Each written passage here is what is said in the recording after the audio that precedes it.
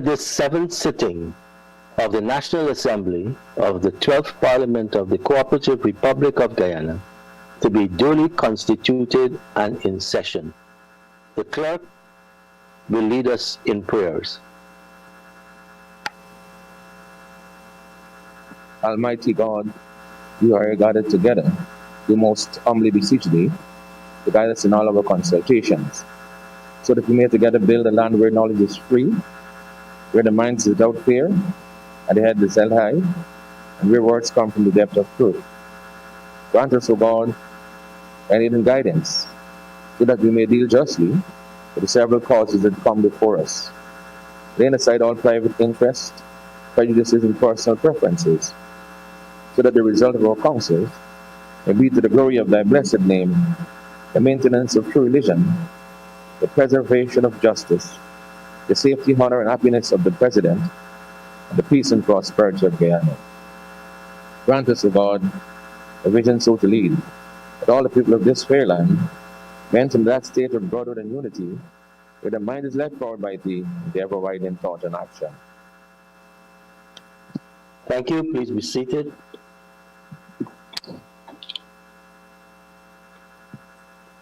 Messages from the President. Announcements by the Speaker. Honorable members, let me apologize for the delayed start today, and I want to thank the Honorable Minister in the Ministry of Public Works for the notice. Apparently, there's going to be some maintenance work in my area, and the Honorable Minister had kindly called, so I had to relocate the Speaker's position to another area, which would ensure that we can continue today's proceedings in an uninterrupted manner. Mr. Clerk. Presentation of petitions, presentation of papers and reports, etc. Reports from committees, oral questions without notice, questions and notice, statements by ministers including policy statements, motions with personal explanations, requests for leave to move the adjournment of the National Assembly on definite matters of urgent public importance, motions relating to the business or sittings of the National Assembly and moved by a minister, introduction of bills, public business, government's business.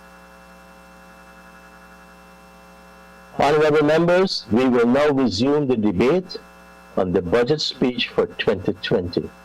The first speaker today is the Honorable Minister of Tourism, Industry and Commerce, the Honorable Onej Waldron. Honorable member, you may proceed.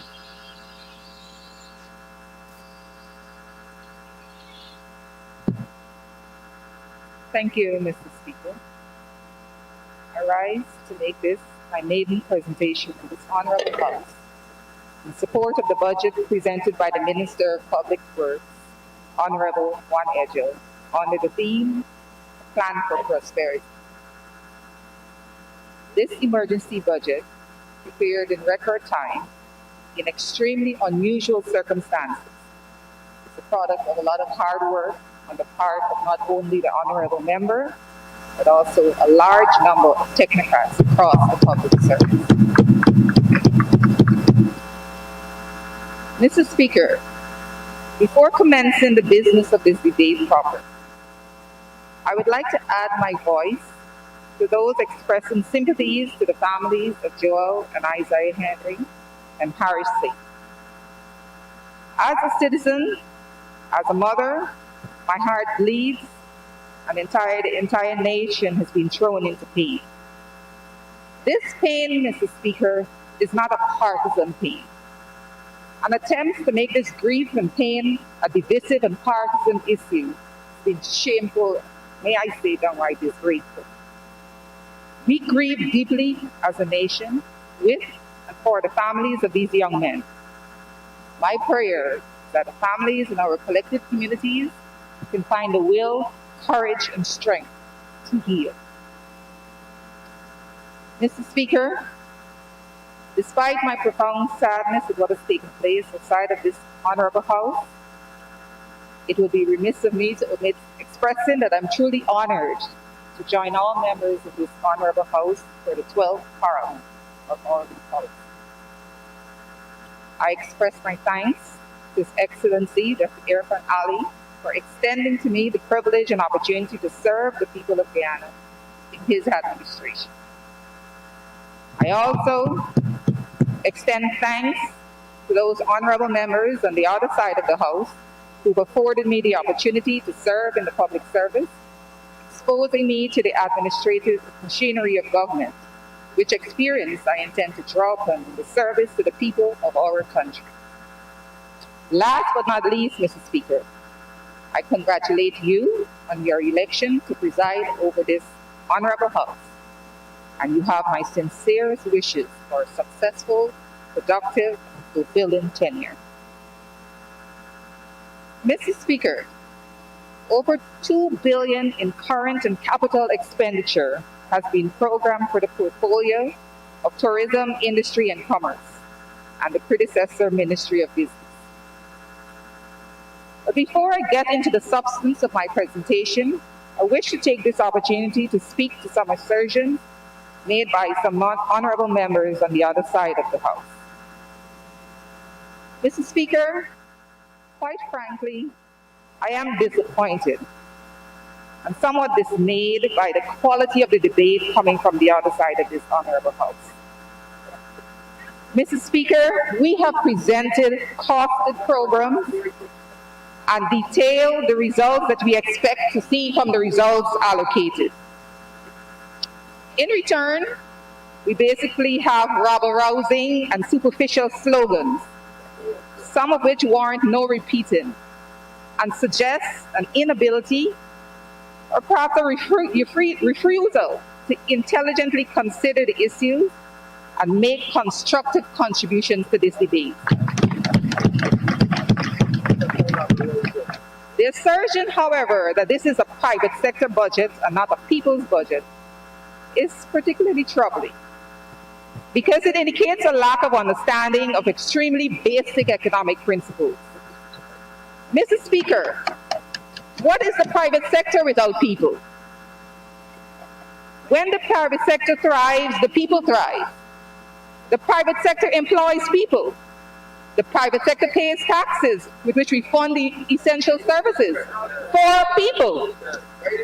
The private sector brings in foreign currency. The private sector is one of the most important components in alleviating poverty. Economic development is unthinkable without the growth of the private sector. And the view that the private sector only comprises big companies is seriously flawed. The private sector comprises hundreds, if not thousands, of small and micro enterprises, some owned and operated by small families, and even single parents that provide the livelihoods for thousands of citizens of this country. Mr. Speaker, one other point I wish to bring to the attention of this honorable House is the mischievous rhetoric raised by the honorable members from the other side that this budget is discriminatory.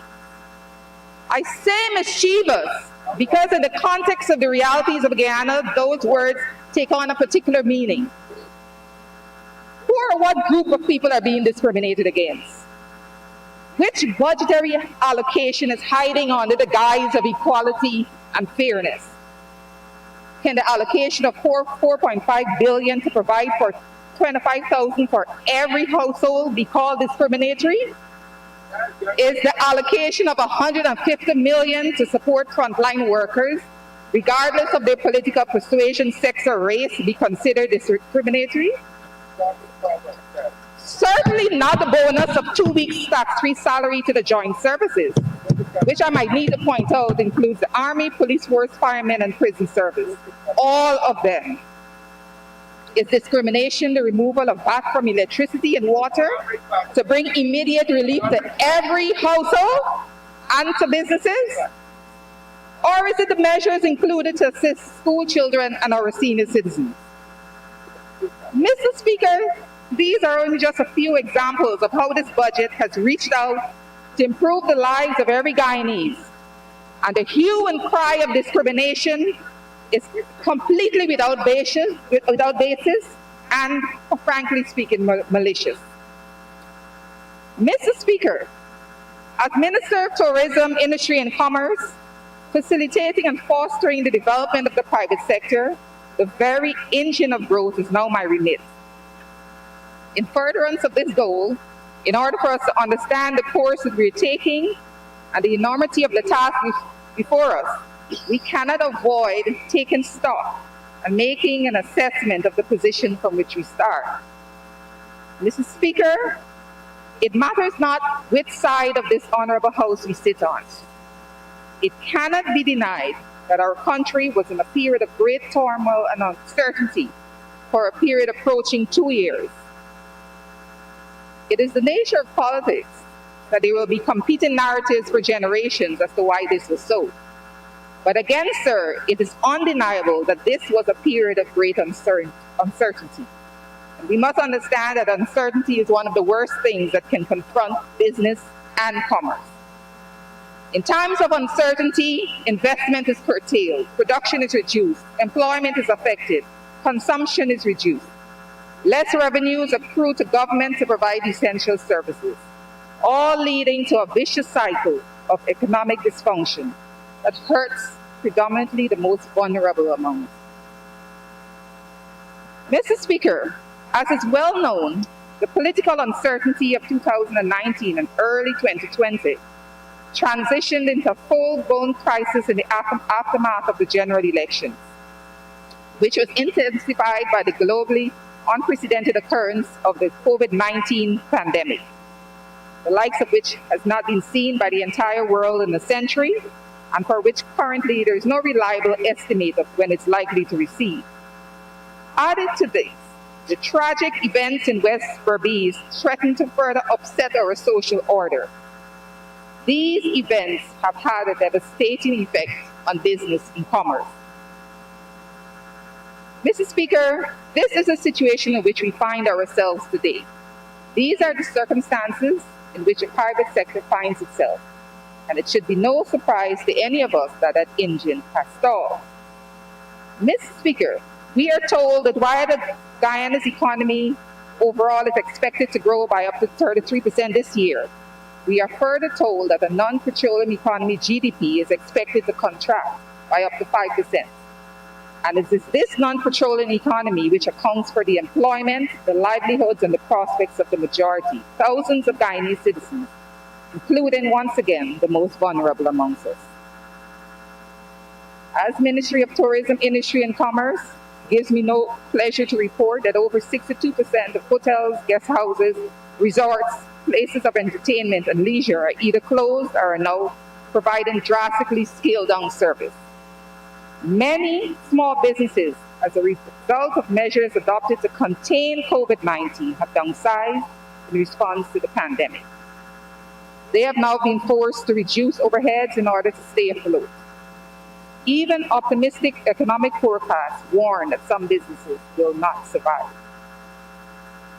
But, Mr. Speaker, I am heartened to announce that there is hope and that there is a plan. Budget 2020. This budget, as presented by the Honorable Minister Juan Edghill, provides for the immediate and the future, for relief and recovery. It is a budget with vision, progressive, and dynamic. Budget 2020 is also designed to provide the foundation for inclusive growth and benefits such that every Guyanese will feel that they have a fair shot, an equal chance at accessing resources and programs offered by this government. Such inclusiveness is one of the ways in which we will contribute to mending the fabric of our society. It is in this context, Mr. Speaker, that I turn to the initiatives that we plan to execute for the remainder of budget year 2020. Mr. Speaker, even in the midst of profound challenges, there are opportunities if we choose to look for them. The COVID pandemic, even with all of its ravages, offers some opportunities for us to exploit as a nation. First, Mr. Speaker, in government, in the public sector, we are forced by the pandemic to do what we've always known was possible: We made greater use of technology to facilitate working from home. We reduced cash handling by encouraging suppliers and customers to conduct business via electronic banking. And most critically, we started moving some services online, actually increasing the efficiency with which we serve businesses in some cases. We are resolved to build on these success stories and to ensure that as we emerge from the pandemic, such efficiency becomes part of the new normal. In pursuit of this increased efficiency with which the government facilitates the private sector, we have therefore resolved to continue the work of implementing the single window automated processing system, for which almost 35 million was spent between January and July 2020, and for which an additional 10 million has been allocated to see us through to December. We see the single window as critical to facilitating international competitiveness of our local companies, allowing them to be more agile and responsive to their local and international customers by reducing the time and cost of complying with regulatory procedures. Mr. Speaker, the nature of these proceedings are such that it's incumbent upon me to remind this Honorable House that this project was birthed out of the National Competitiveness Strategy that was initiated by the PPPC administration as far back as 2009. Another area in which the COVID pandemic may provide opportunities in the midst of the challenges is in the area of tourism.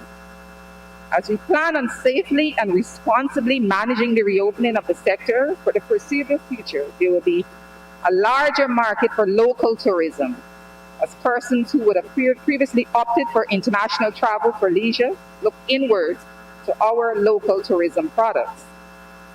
We want to ensure as we exit the pandemic, whenever that is, that we would have built our local tourism infrastructure, especially our niche ecotourism infrastructure, to such a level that we preserve this local market and that Guyana will be the first choice for Guyanese.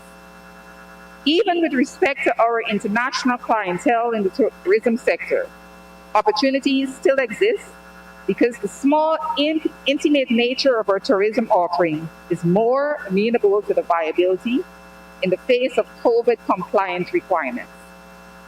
While the mass-based tourist product will be difficult to sustain in the face of the need for reduced sizes of gathering and social distancing, the tourist experiences of our typical eco-lodges with small gatherings are more likely to be viable.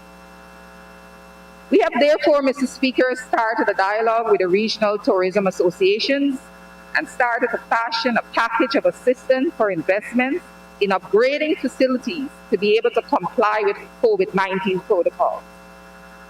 This initiative applies especially to community-based tourism facilities and will see the implementation of the National Health and Sanitation Protocol and raising of awareness in communities to support the efforts of the National COVID-19 Task Force, and will enable communities to be better prepared to accept visitors when travel reopens. Implementation of this program will continue through to December 2020. In this regard, a sum of 21.8 million has been allocated to assist with the training, the acquisition of sanitation supplies, and the acquisition of safety supplies, including personal protective equipment. Apart from our unique small ecotourism product, government has realized that like many other areas, the oil and gas industry has already started to drive increased demand for certain services. The hospitality industry is one of the primary sectors to see such growth.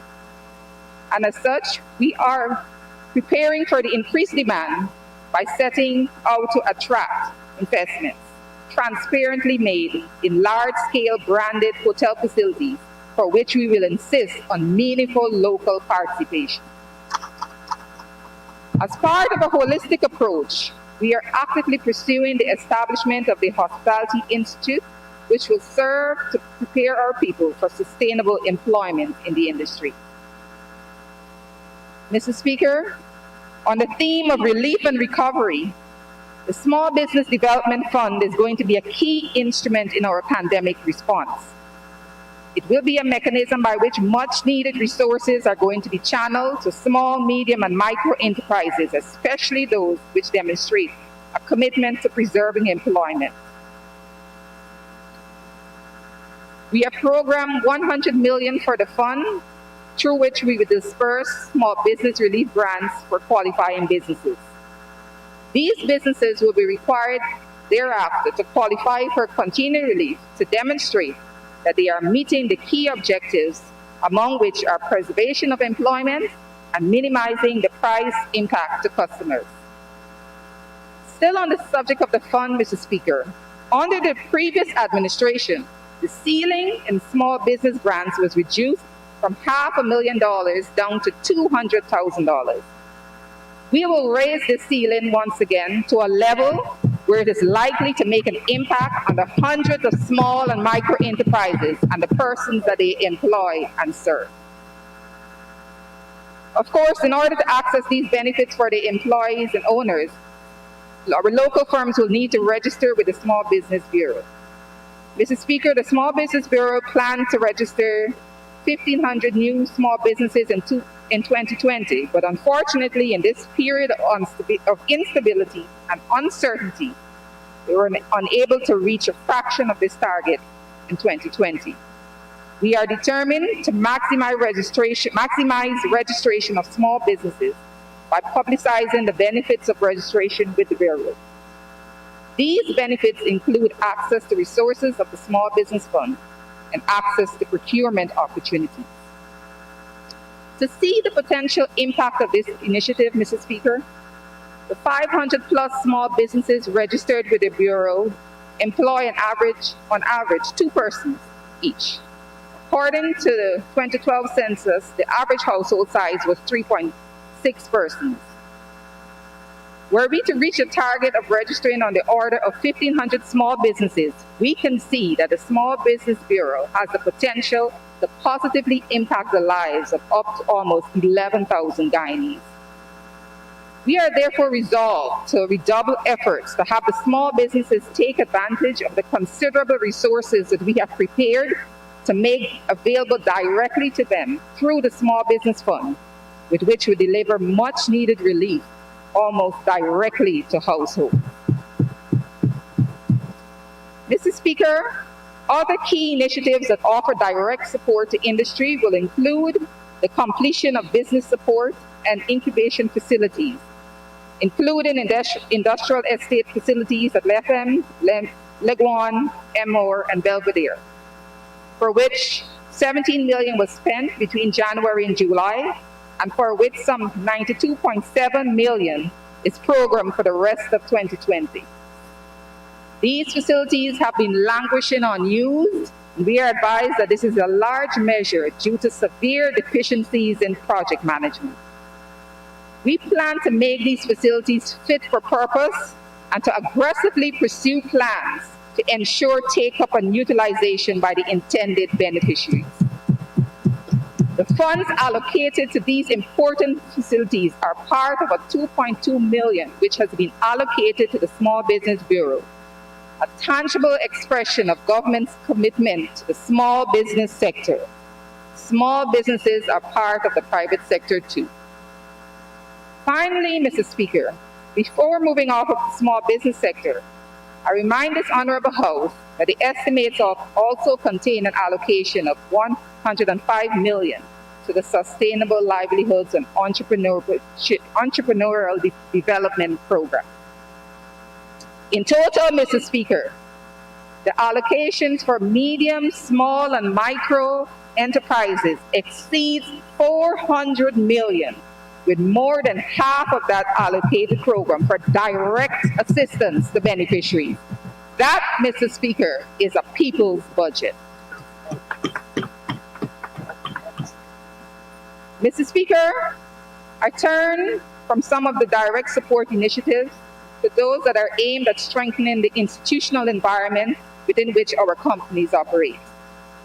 Mr. Speaker, these are the strategic investments that will deliver benefits over a longer period of time than a budget year or an electoral cycle, and they demand foresight and patience to see them through. As a small country with a small economy, it is fundamental for our economic growth that our local companies are able to tap into international markets. In order to do this, they must be able to conform to minimum standards of quality in order to even have a chance of competing in those markets. We are therefore committed to continuing the work of developing the national quality infrastructure, which we consider to be critical to the development of the international competitiveness of our local companies. To this end, therefore, an allocation of 85.7 million has been made for this essential component of our competitiveness strategy, adding to the 92.5 million that has been spent between January and July. Again, another tangible example of our commitment to sustainable national development. Mr. Speaker, I now turn to our legislative agenda. A key part of strengthening the institutional environment is the enactment of legislation which will enable modern 21st century business practice. We are therefore committed to restarting several initiatives which were totally stalled. These include e-commerce legislation, the Movable Property Security Bill, and the continuation of the Secure Transaction Framework project, inclusive of a modern secure transaction law and collateral registries, which will allow for businesses, particularly small and medium enterprises, to leverage their assets into capital for investments and growth. As part of our program for consumer protection, we also intend to bring to this honorable House legislation to govern the practice of hire purchase arrangements. Mr. Speaker, the private sector represents one side, the supply side, if you will, of the equation. The other side, the demand side, is the consumer.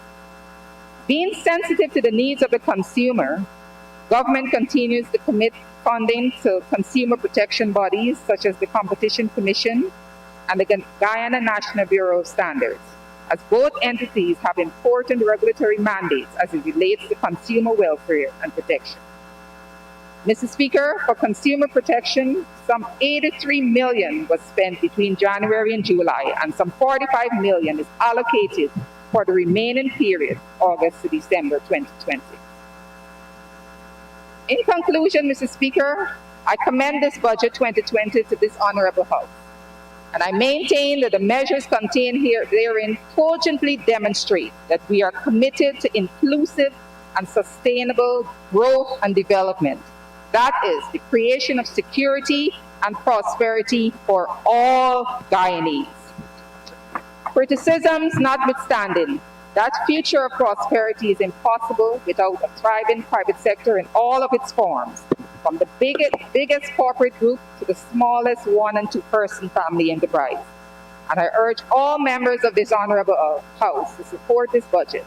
The people of Guyana will remember you with favor. Mr. Speaker, I thank you.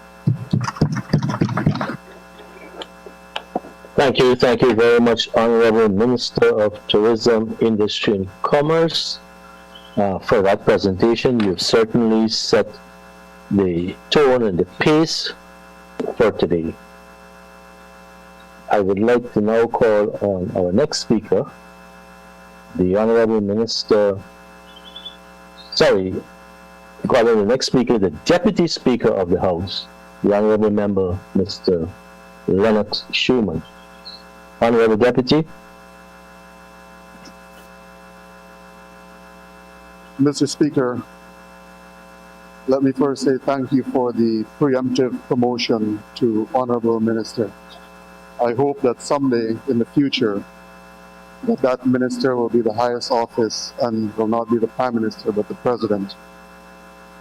I also hope that while I stand here, should I run over time, that one of my colleagues in this House will stand and extend to me a 5-minute courtesy, or maybe even 10, if I am not concluded. Mr. Speaker, I rise today on request of you and my colleagues in this honorable House, a little latitude, not out of disrespect for this House, nor its honorable members, but out of respect for the taxpayers who placed us here. all of us. I wish to first thank my wife and soulmate, Amanda Schumann, our loving children, my parents, my siblings, and extended family, the hard-working team of the Liberty and Justice Party, my colleagues in the joiner, and my ancestors.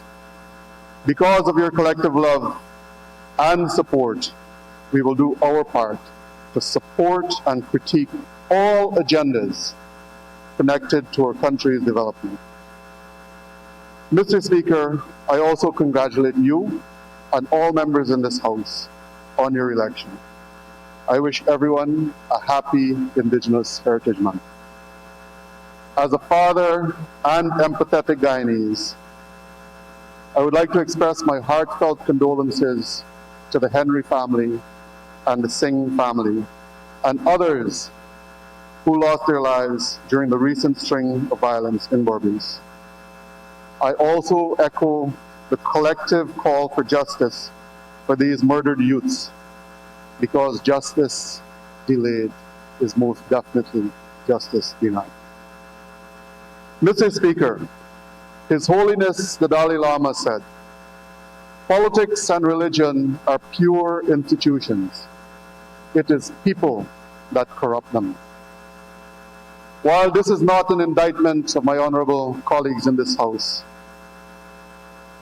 it is a somber warning of the effects that we in this House have on our society, both locally and in the diaspora. We tend to ignore, whether conveniently or unintentionally, how the misuse of our speech can have a corrosive and corruptive effect on the minds of the very people who elected every member to this honorable House. Mr. Speaker, the concept of corruption should not only be viewed through a monetary lens, but also through the words we choose to use in the service to the people. I recall in 2016, when sitting in the gallery of this esteemed House, the former Minister Keith Scott, during debates, stated that Indigenous peoples are avaricious, greedy. This incident, amongst many others, Mr. Speaker, mesmerizes me and continues to provide sober reminders of the gruesome legacy of settler colonialism and how it has impacted the consciousness of our esteemed House and, by extension, all Guyanese society. Mr. Speaker, for the first time in our history of parliamentary democracies, an Indigenous person was duly nominated as the Deputy Speaker of this national parliament, of a national parliament. A groundbreaking moment in the history of Indigenous peoples in this country. A position that bears no political clout, but holds incredible symbolic political capital to Indigenous peoples in Guyana, CARICOM, and the world. It was unfortunate, yet not surprising, Mr. Speaker, that this momentous shift in Indigenous representation within this honorable House could not enjoy collaborative, bipartisan support. Instead, Mr. Speaker, commentary involving my election to the position specifically referred to me as an it, and also an abomination. One would assume the honorable member was describing the harrowing events of March 3rd and its subsequent effects of bringing Guyana to the precipice of democratic collapse. Mr. Speaker, I marvel at the flurry of linguistic markers issued in that statement by the honorable member. Markers that were steeped in classism and reeked of coloniality. I suppose the very symbol of an Indigenous person in authority creates substantial psychological discomfort to those who were socialized to view Indigenous peoples as being subservient and in need of of paternalistic supervision. It is the same repressive and exclusionary approach that my colleagues on this side of the House are invoking to deny my presence on any parliamentary committee. Not a single committee. Maybe that an Indigenous leader can fight to protect democracy preemptively created psychological discomfort. Some may believe that colonialism is a thing of the past, but its ideology appears to be manifesting through the actions of several of our honorable members in this House. Mr. Speaker, on the first day of these budgetary debates, an honorable member spoke of institutions where comebackies and remigrants occupied office. Yet it was a comebacky that brought down the APNUFC government and triggered the events of March 2nd. It is a comebacky who is speaking to you right now, who also fought for the preservation of democracy and helped to fend off a dictatorship in Guyana for 5 long months. And it is those very comebackies that every political party courts for their support during the elections season. Mr. Speaker, we need to move past these harsh dichotomies that borders closely to the realm of xenophobia and recognize that we are all Guyanese. Mr. Speaker, I sat quietly as the lone opposition member in Parliament at the presentation of Budget 2020 while my colleagues absented themselves. We were elected to do the people's business, and while sometimes we disagree, we have an obligation and must act with the utmost responsibility and civility. Mr. Speaker, I would like to remind my colleagues that while a drop in a pool causes a fading ripple, actions and words uttered in this House stand to create tsunamis that can cause tremendous destruction to our people and our nation. Mr. Speaker, I wish to bring to this House's and the nation's attention the severe policy deficiencies in relation to Indigenous peoples that continue to exist within previous and current budgetary debates. My colleagues spoke of Indigenous lands, Mr. Speaker. Let me offer a short history lesson. In 1814, when Guyana was given to the Brits by the Dutch, one conditionality upon that giving was to respect Indigenous peoples' territories. Fast forward to 1966, when Guyana gained independence. The only conditionality for independence was to ensure Indigenous peoples received our rightful titles to our lands. Yet here we stand, 206 years later, and government after successive government continues to use Indigenous lands for votes. During the first 28 years of independence, Indigenous lands were given at roughly 2.28 titles per year. The following 23 years, it was 1.67. And in the last 5 years, it was -1. -1, Mr. Speaker. Such a shame to the legacy of the late Honorable Stephen Campbell. Whether it is the PNC or PPP in office, regardless of who sits in that big house, Mr. Speaker, the government at the end of the day is still the government. It is a superstructure that needs urgent recalibration in order to offer meaningful support to Indigenous peoples and all Guyanese. Mr. Speaker, the Constitution of Guyana, in its preamble says, value the special place in our nation of the Indigenous peoples and recognize their right as citizens to land and security and to their promulgation of policies for their communities. The state has shown that they value the indigenous people so much that some of our brothers and sisters have been locked in a court battle for over 23 long years for their lands, without even getting past the very first court. Government after successive government are unwilling to address the issues. I should remind my colleagues again that justice delayed is justice denied. It is time we get this court case moving, and let's get it to that weapon against injustice, as quoted by my colleague across the hall, the Caribbean Court of Justice. Further, Mr. Speaker, Article 149G of the same Constitution says, Indigenous people shall have the right to the protection, preservation, and promulgation of their languages, cultural heritage, and way of life.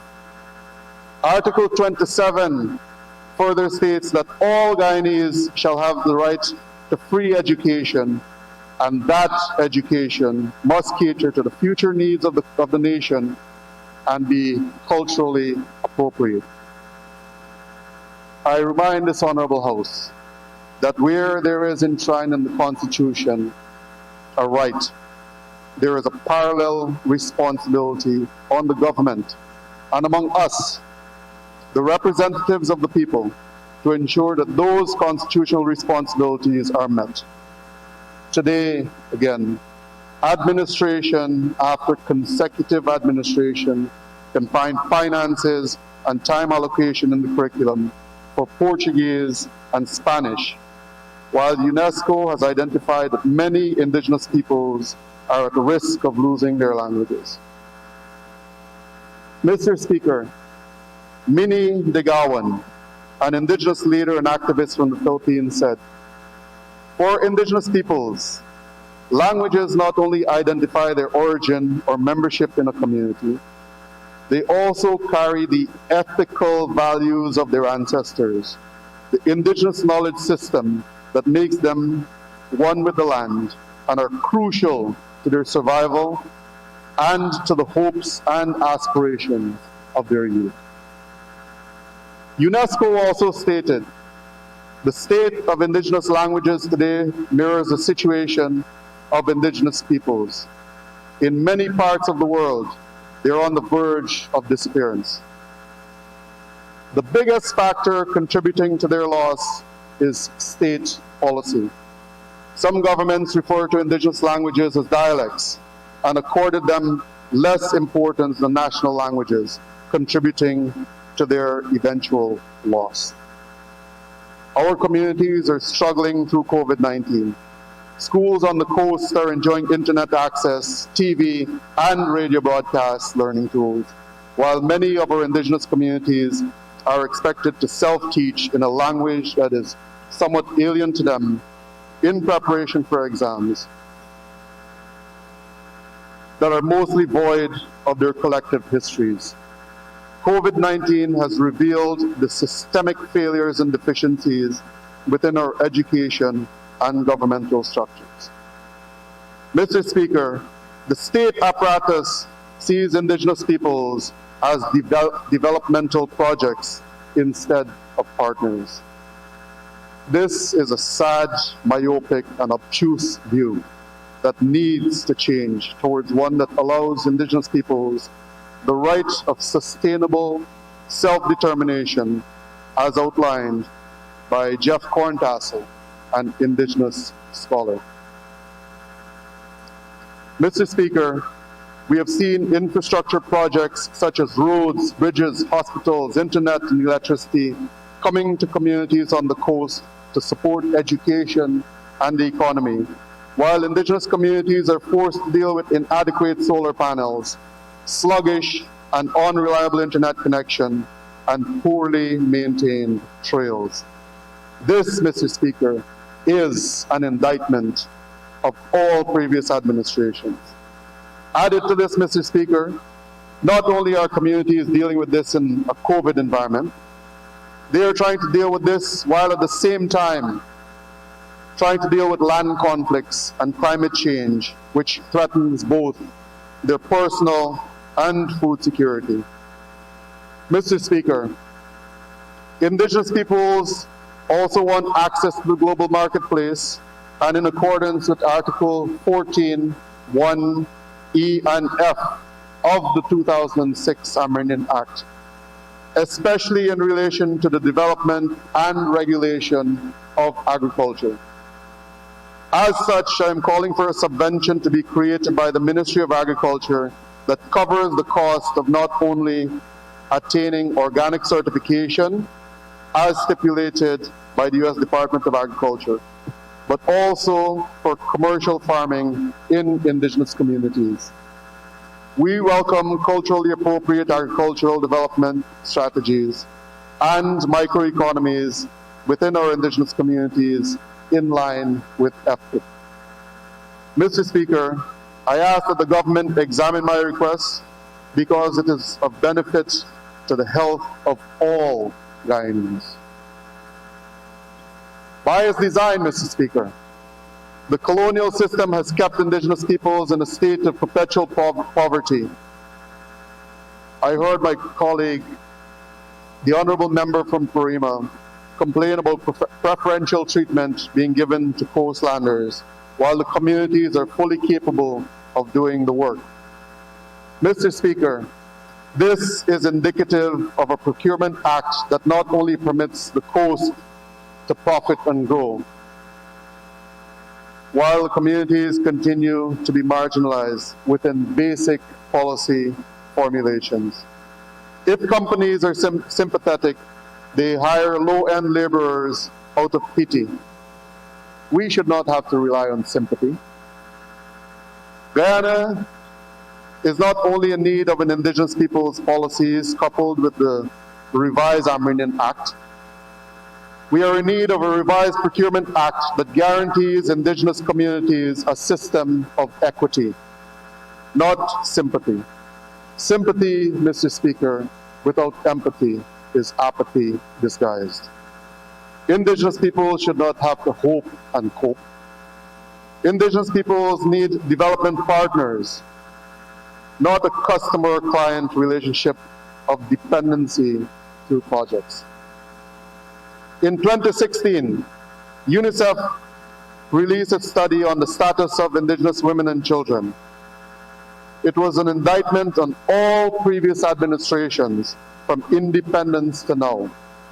To date, I still await the integration of the findings of this study in any budgetary discourse or considerations. Mr. Speaker, as a representative of an independent oppositional seat, my duty is to find the elusive middle ground. The people's work should always take precedence over egos, or as the great poet Martin Parker said, all are involved, all are consumed. Mr. Speaker, roughly $3 billion was spent on haze in 3 years, with roughly 20 success stories. That is almost $150 million per person. Then we switch to CSOs, paying CSOs, while village councils continue to fail.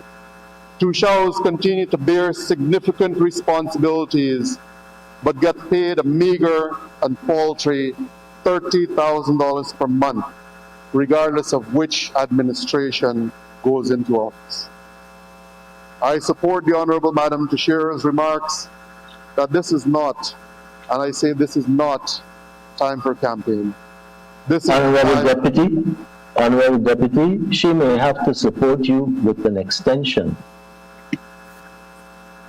Comrade Speaker, I do move that the Honourable Member be given 5 minutes to conclude this presentation. Thank you very much. Honorable Member, Honorable Deputy, you may continue. Thank you, Mr. Speaker, and I'd like to thank the Chief Whip of the opposition. I support the Honorable Madam Teixeira's remarks that this is not a campaign. this is the time to get the people's work done. I heard the Minister of Labor, the Honorable Mr. Hamilton, mention that we cannot be judged by our words, but by our actions. I beg to differ with the Honorable Minister. We are judged by our words and our actions. The 5 long months fight for the preservation of democracy has strengthened my resolve that we can do better. We must all do better. Mr. Speaker, the previous Minister of Indigenous Peoples Affairs often quoted an African proverb that said, "While the elephants fight, the grass suffers." While not articulated in this budget, I look forward to working with all my colleagues in this honorable House to driving for the people all the tools to enhance our democracy and people's lives, from electoral reform, legislative reform, a UN-regulated platform for truth and reconciliation, inclusive microeconomies, a comprehensive local content policy, and last but not least, the failing of every governing administration, constitutional reform. Mr. Speaker, that in September 2020 we are presenting a budget for a year that has almost ended demonstrates how far we have deteriorated as a nation. We cannot, we must not permit politics to deny our people of their right to live in a society where they can prosper. Honorable colleagues, we all say ad nauseum that we abide by the Constitution. But the Constitution also says in Article 40, every person in Guyana is entitled to the basic rights to a happy, creative, and productive life, free from hunger, ignorance, and want. That right includes the fundamental rights and freedoms of the individual. Such meaningful and powerful words, Mr. Speaker. Yet we have differently abled people whose constitutional rights get trampled on every single day, even though the Constitution under Article 149(2) says they have a right to not be discriminated against. These constitutional rights should not be confined only to the coast. It is in the Constitution of Guyana. And last I checked, Indigenous peoples are the first peoples of Guyana and are also protected by and provided for in this very Constitution.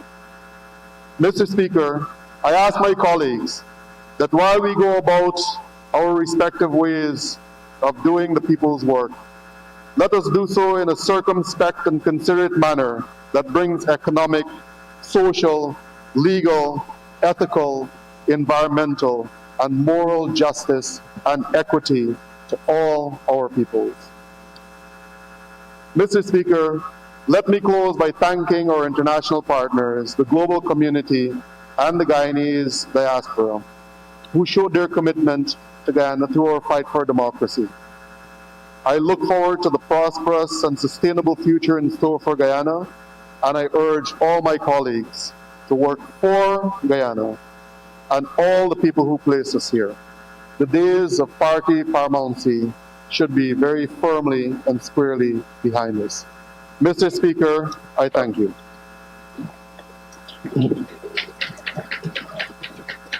Thank you, Honorable Deputy Speaker. I now call on the Honorable Minister of Housing and Water, the Honorable Colin Quinn, to make his presentation. Thank you, Mr. Speaker. Mr. Speaker, allow me to first congratulate you on your appointment to the National Assembly, as well as the previous Speaker, the Deputy Speaker, Mr. Lennox Schumann. I also want to acknowledge that we are meeting in the month of September, which is considered both Heritage Month as well as Education. And I think sometimes this gets over our heads. Mr. Speaker, I rise to give support and sustenance to the 2020 budget presented by the Honorable Bishop Juan Edgil, Minister of Public Works. But before I begin, I want to express my thanks publicly, and I remain humble to be chosen to serve as a minister of President Mohammed Irfan Ali's government. But Mr. Speaker, let me mention that this budget is being presented against the backdrop of our country coming out of an electoral gridlock that lasted more than 5 months, an impasse that has significantly hindered and encumbered the progress of our country's development.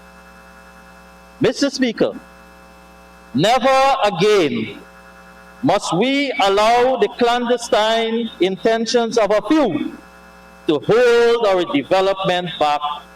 Never also must we permit our economy to be eroded by the selfish and malicious actions of a group of elected officials that have led our country into a dungeon of hopelessness and despair. Mr. Speaker, thanks to the heroic and resilience of our President, His Excellency Dr. Mohammed Irfan Ali, Vice President Bharat Jagdeo, and a team of courageous persons, many of whom are sitting in this hall on this side, and I also recognize the Deputy Speaker, many of whom the private sector, the civil society, and others too numerous to mention, including international community. I'm not forgetting, but more importantly, the citizens of this country who stood up for democracy, and we are now able to put that chapter in the past. Mr. Speaker, this budget is a budget which caters for the poor and the ordinary man who has weathered the storm and who are deserving of a bright future. And the 2020 budget has been crafted to do just that, which is to ensure that every stratum and every sector in our country benefit.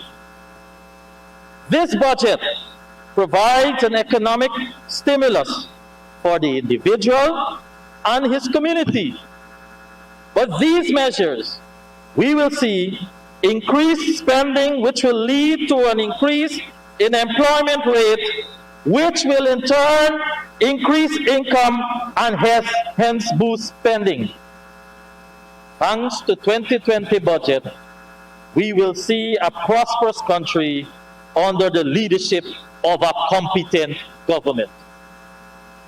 Mr. Speaker, and I'm happy she arrived at the right time, the Honorable Ms. Ferguson, in her presentation to the Parliament, came here to present distorted facts on issues that has already been decided on by the electorate. The previous administration, for example, had no plan of action for this country. Hence, what we see in the Ministry of Housing and Water. The honorable member believes that she can continue to spin webs of deception in this honorable house, forgetting that the APNU, AFC is no longer in government, and there is now a new and truthful dispensation to the management of the affairs of the people that we have been elected to serve.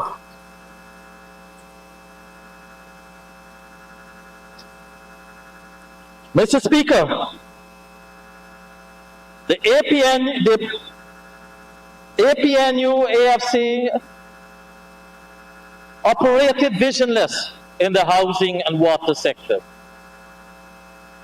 The PPP sees government housing program is based on a profound understanding of the needs of our people for housing and years of service and satisfying their needs.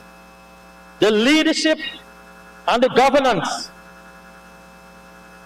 of the APNU in 2015 to 2020 represents not just a pause, but a poverty of ideas, with the housing sector performing below par, riddled with incompetence and void of empathy to the needs of the people of this nation.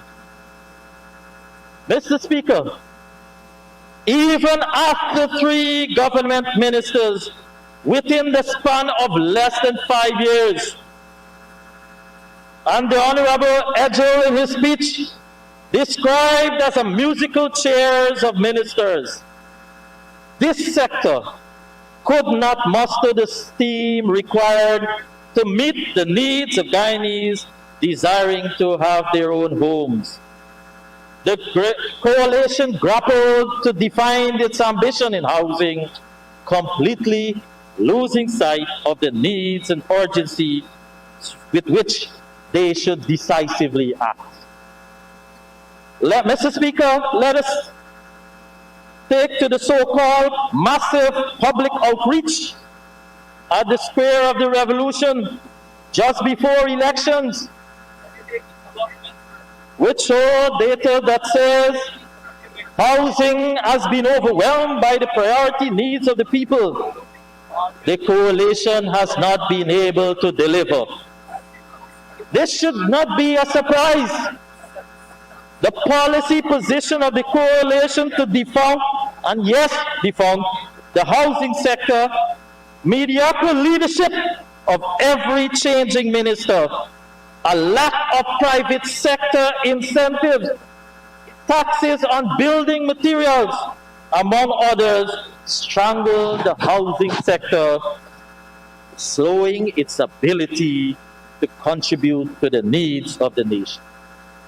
Effectively, the ordinary Guyanese whose lives they purported to be interested in improving, let's look what happened.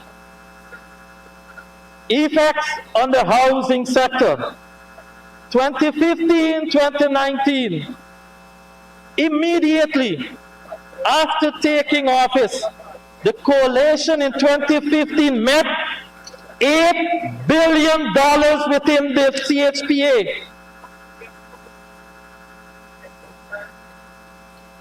The APNUAFC government moved in post-haste to defunct the entity, demonstrating a lack of care for the housing and the priority focus on the needs of the nation.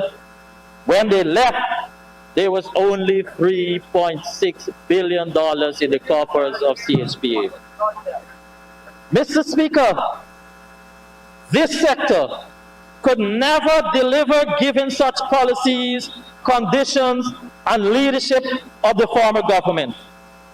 Land sales declined from $3.6 billion in 2014 to as low as $580 million in 2017. In fact, never met half the performance of the PBPC government. And in 2018 and 2019, land sales were $1.49 billion and $1.484 billion respectively. House lots allocations went from 2,440 in 2014 to as low as 776 in 2018. Even after the evidence from the public outreach search showed that housing needs were the most desired, in 2019, the coalition still could not do it, allocating 1,220 house lots for that year. Mr. Speaker, the Honorable Annette Ferguson should be ashamed to come here to speak about APNU AFC's record about house lots allocation. she proudly announced, the honorable member, that they distributed 7,000 plus in their entire 5-year period. What they did in 5 years, the PPPC government will do more than that in 1 year by distributing in the first year 10,000 house lots. The coalition would argue that by providing a complete home was their policy. But let the evidence show that at best they allocated 158 units in 2018, just 81 in 2019, when the nation cried out for housing as a basic and priority need. Mr. Speaker, the CHPA, Central Housing and Planning Authority, suffered from weak egotistical leadership. Not in my assessment. That's what the musical chairs of ministers reveal. CHPA has been inefficient, to say the least, under the coalition government. In 2014, under the PPPC, 4,079 transports were processed. At best, the coalition did 2,556, and at worst, 1,207 over the period of 2015 to 2019. This meant that the rate at which security of tenure was achieved through land cycle distribution declined. There are clear indications that the coalition never got a grip on managing, governing, and providing the leadership required to address this important need of the nation. Mr. Speaker, I am pleased to announce that by the time we complete 4 months into office, not 1 year, the Ministry of Housing and Water will be distributing over 2,000 transports and titles. Mr. Speaker, the new PPPC administration under President Ali, who happens to be the immediate past Minister of Housing and Water, will restore the housing program to satisfy and surpass the expectation of the Guyanese people. The PPPC administration will, as asserted in the budget speech, restore vibrancy and vitality of the housing sector from the state of comatose to the coalition that the coalition had it in. Mr. Speaker, you should chew and listen. Mr. Speaker, listen and learn. The government will throw its weight into this sector as a priority by restoring investment. Immediately, $4 billion is allocated only for the last quarter. My colleague, Minister Rodriguez, the Honorable Minister within the Ministry of Housing and Water, outlined the details of the projects to be undertaken in the 2020 budget. The suite of measures indicated from improving transportation networks and water, affordability and access to financing, mortgage relief, among others, shall reinvigorate the housing sector. Mr. Speaker, these measures will increase the contribution of the housing sector to the gross development product, jobs, and ease the burden of electricity and water that complements dwelling in new and existing homes. More money in people's hands and command of more disposable income through adjustment measures for all Guyanese are sure to be directed to their own priorities. One we have seen over the years, and most recently, to be housing. Reversal of VAT on water and electricity should make living more sustainable by allowing homeowners and all else, especially the vulnerable, not be excessively stressed by utility bills. More income to dispose of. Mr. Speaker, this administration has indicated will achieve a minimum of over 50,000 house lots to be distributed over this current term in office.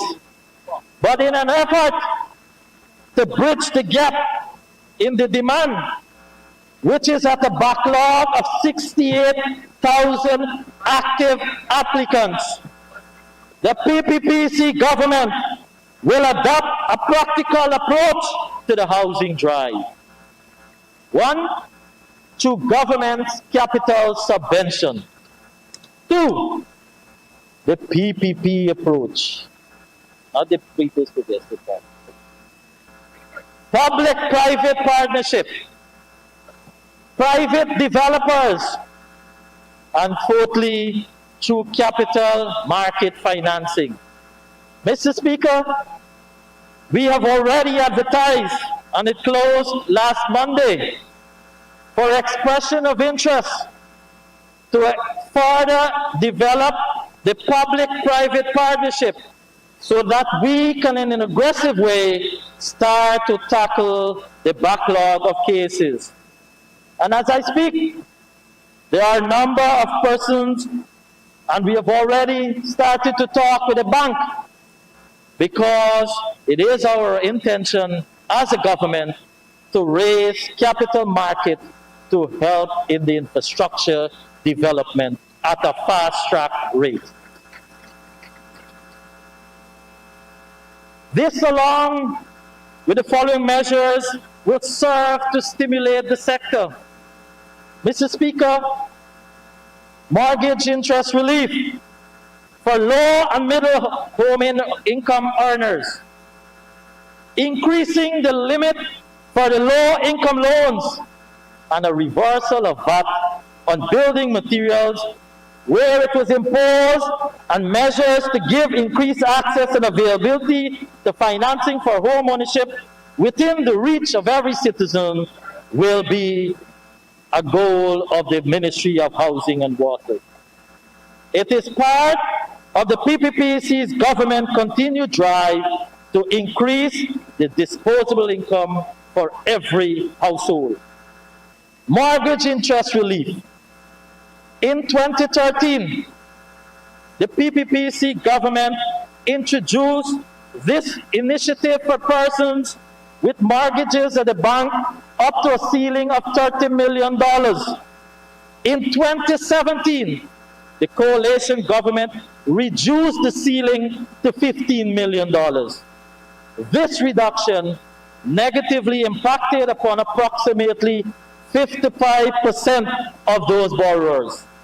By reverting the ceiling to $30 million, those 55% of borrowers will now recover yearly approximately between $500,000 to $1 million. This is direct cash being returned to those individuals, and is another example of the government putting cash directly in the pockets of our citizens. Corporate tax relief. Mr. Speaker, with respect to increasing the low income threshold from $8 million to $10 million, the government is saving those persons who qualify approximately $100,000 annually. It will also allow for a larger number of persons to qualify for loans up to $10 million, giving them the opportunity to improve on the quality of houses being built. In addition, by raising the low-income tax concessions, commercial banks can now grant low-income mortgages at a higher ceiling and lower interest rate. This will allow more persons in the low-income earning bracket to borrow. Remove all of VAT on building and construction materials will reduce the construction cost significantly, whereby producing higher quality and homes and improving the living standards tremendously.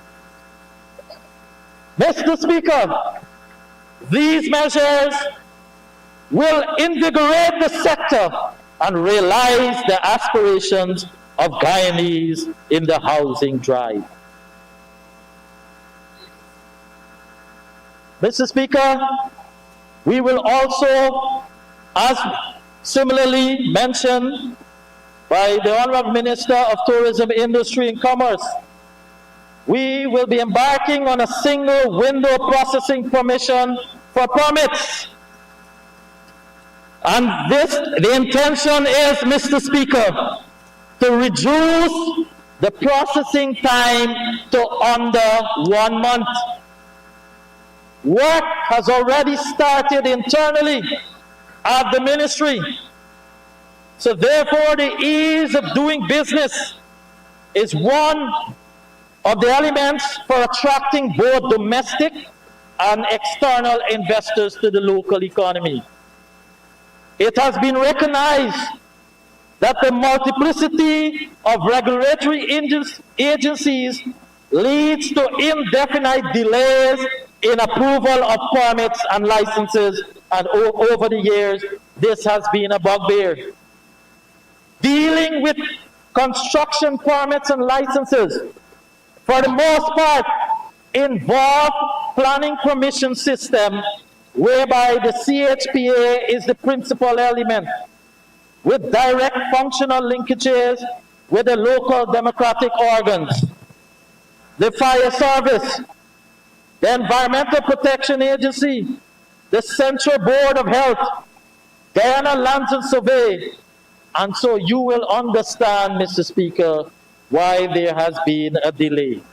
And it is our intention to implement a single window electronic permitting system that will focus on 3 facets: reducing, as I said, the permission time to under a month, and to ensure that we have the legislative changes that are required, that the Honorable Attorney General is leading a committee for this activity to ensure that we put the necessary software into place and we build the necessary infrastructure to implement the single window system. Hinterland housing program. Two former ministers spoke about the hinterland housing program. Mr. Speaker, they should be ashamed to raise that program. The hinterland housing program was an initiative of the People's Progressive Party civic government. But worse yet, as I stand here, the previous minister, there was no initiative to continue that program. There's not even a documentation to show any initiative to commence another round of the hinterland program. I can say this, we have already started the work, and it is our intention in 2021 to resume the hinterland housing program.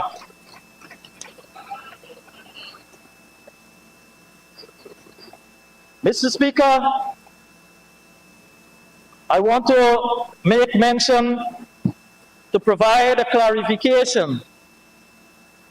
We are currently reviewing allocations, the allocations for house lots that were done and processed. It is to bring fairness and transparency to the processing and the allotment.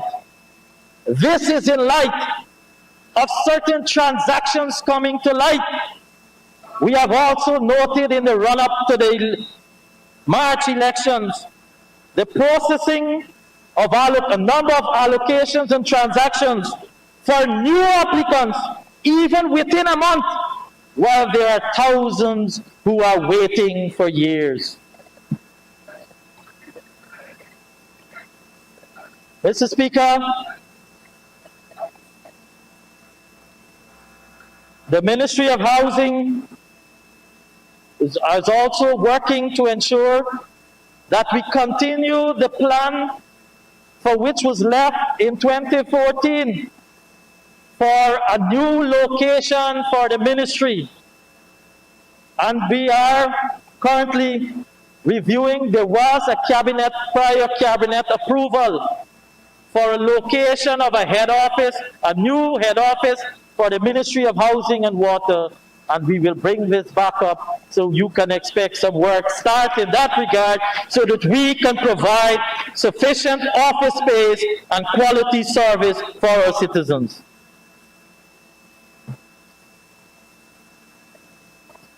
Mr. Speaker, much like the rest, let me speak a little on water. Much like the rest of the economy, the leadership of GWI and management of GWI under the APNU were the worst in the company's history. If we were to show the performance of the company in the form of a Broadway musical, it would be appropriately named How to Run the Well Dry. Over the last 5 years, the financial situation at GWI has reached an all-time low. At the end of 2015, GWI ended the year with $1.3 billion in surplus. Mr. Speaker,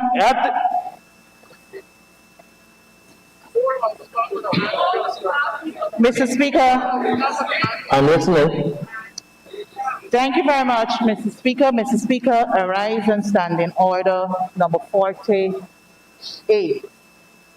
What's the standing order what's the point you're making? The point of elucidation, Mr. Speaker.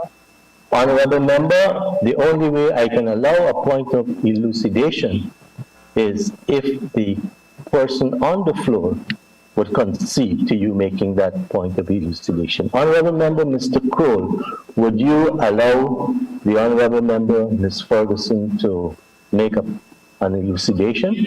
I sat and listened attentively, and so they have an opportunity at the end of my speech to give all the rebuttal that they require. Thank you very much. Honorable member, Ms. Ferguson, I would not be able to allow that point of elucidation. Thank you very much, Mr. Speaker. Honorable member, Minister of Housing and Water, Mr. Crowell, you may proceed. Thank you, Mr. Speaker. Over the last 5 years, the financial situation at GWI has reached an all-time low. At the end of 2015, GWI ended the year at $1.3 billion in surplus. At the end of August 2020, the company recorded almost $70 million in losses. The measure of true leadership is when those who you lead succeed and prosper. Under the APNU's leadership and management, GWI lost its own identity even worse than in its performance. GWI motto is water is life, save it. Under APNU, 70% of all the water that the company produces is wasted. They were not done with GWI. They were just getting started. At the end of 2015, GWI had in its employment about 600 persons. Currently, there are 1,319 persons in the employment of GWI, an increase of over 116%. But ironically, Mr. Speaker, with no notable improvement in the level and quality of service to customers, that has resulted in a decline in productivity of the employees. Mr. Speaker, we have kept our commitment in our manifesto. That is for free water for pensioners. Mr. Speaker, as a result,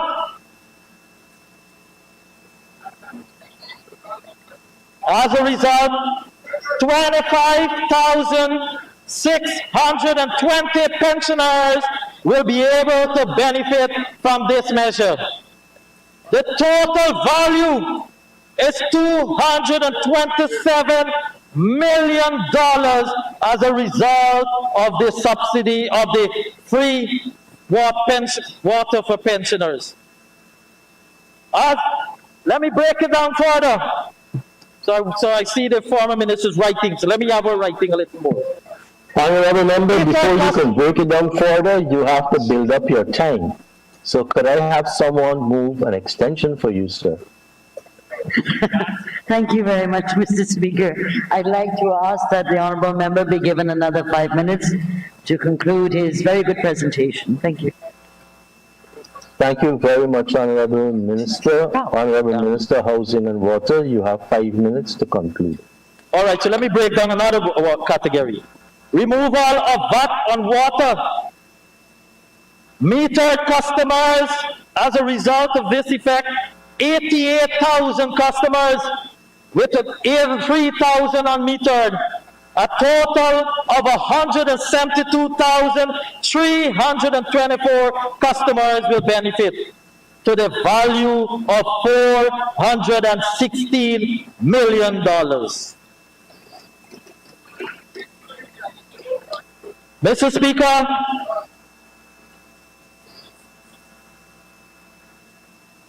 the average employment cost was $94 million in 2015 compared to $239 million in 2020, an increase by 2.5 times. Indebtedness to GPL was $828 million in August against $6.78 billion in 2020. GWI has long overdue amounts for goods and services procured from firms and individuals, totaling $783 million, of which $680 million was from previous debts for the past 5 years.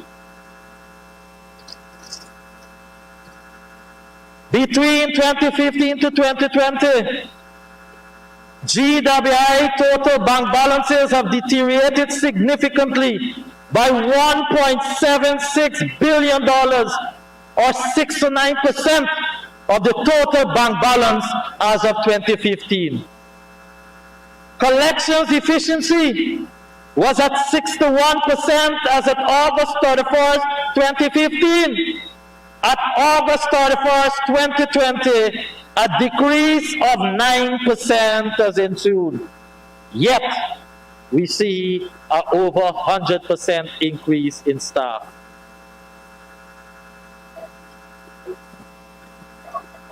Mr. Speaker,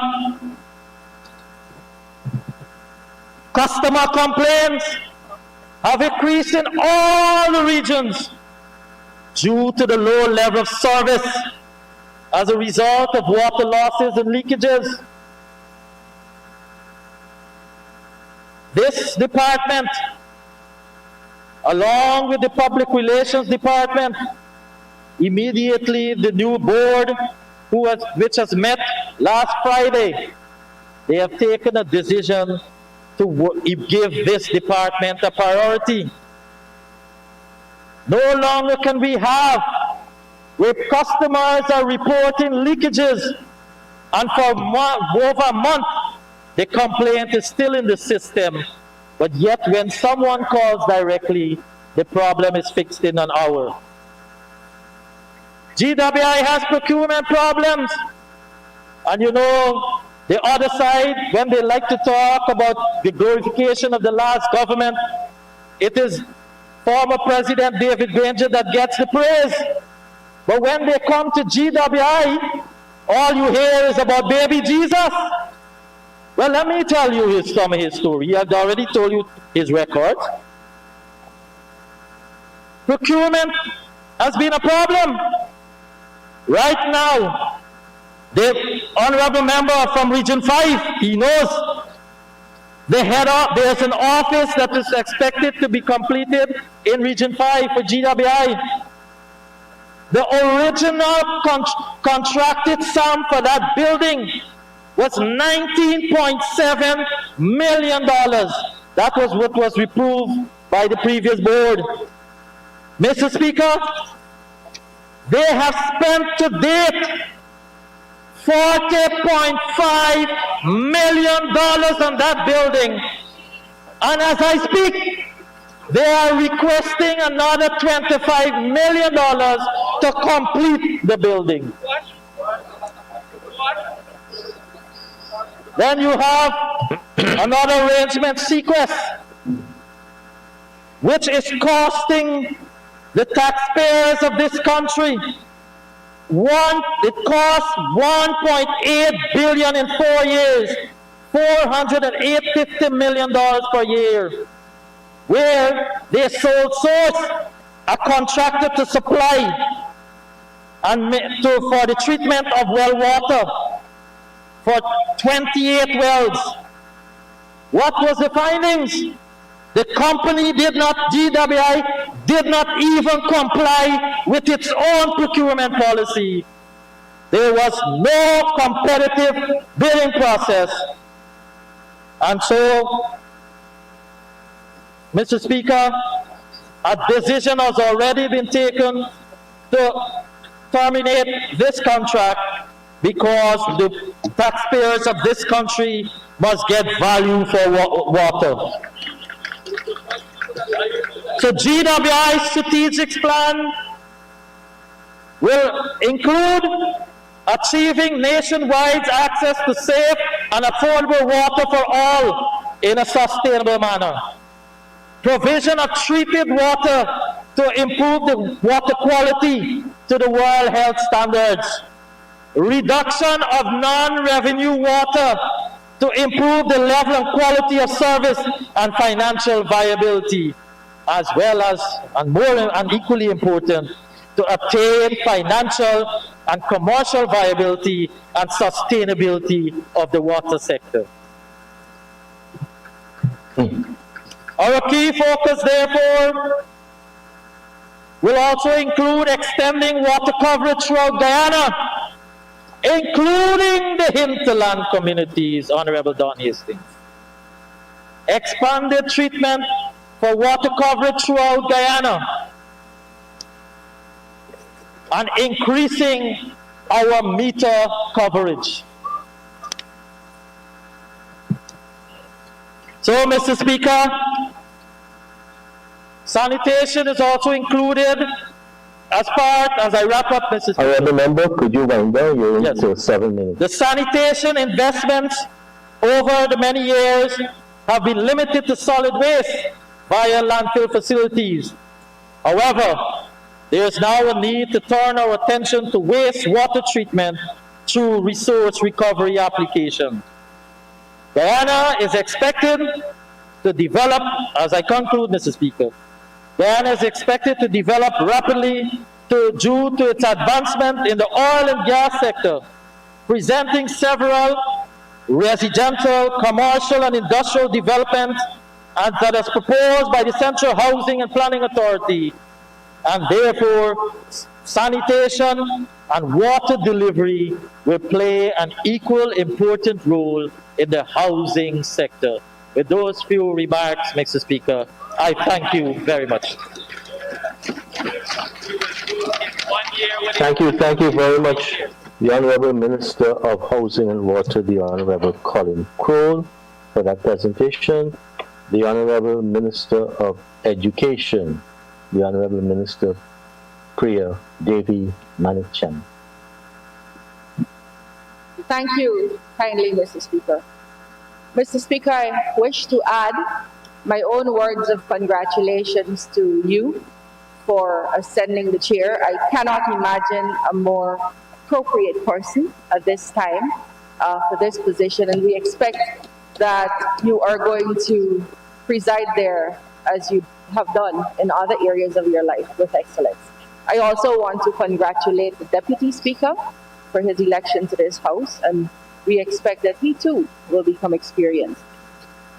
Please allow me, sir, to also register our thanks, our deep gratitude to the Vice President, Bharat Jagdeo, for leading a team and getting this budget ready for us. A budget that crafts a vision that the people of Guyana outlined and told us they wanted what they wanted for themselves.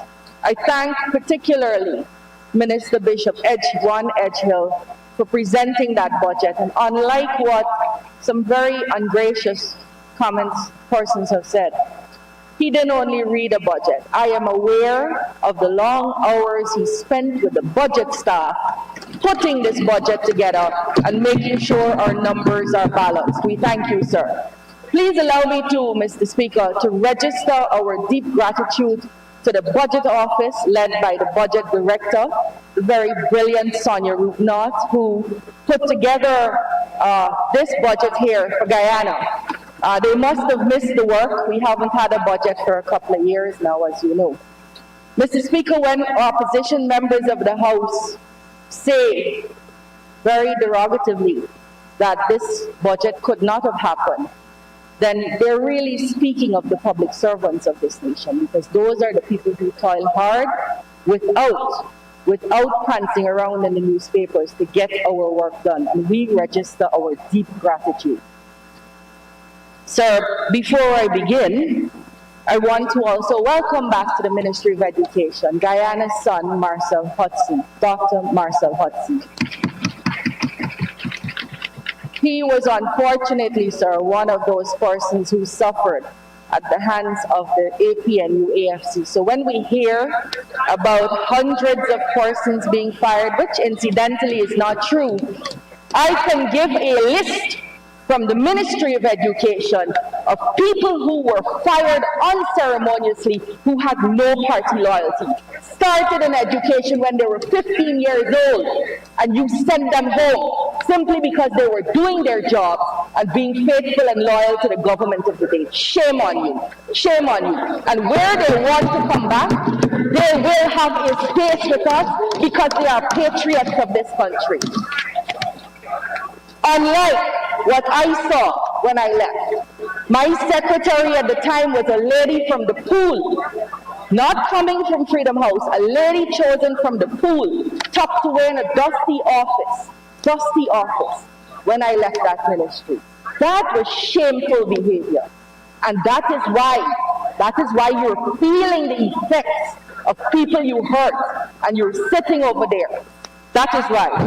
Mr. Speaker, this budget offers much.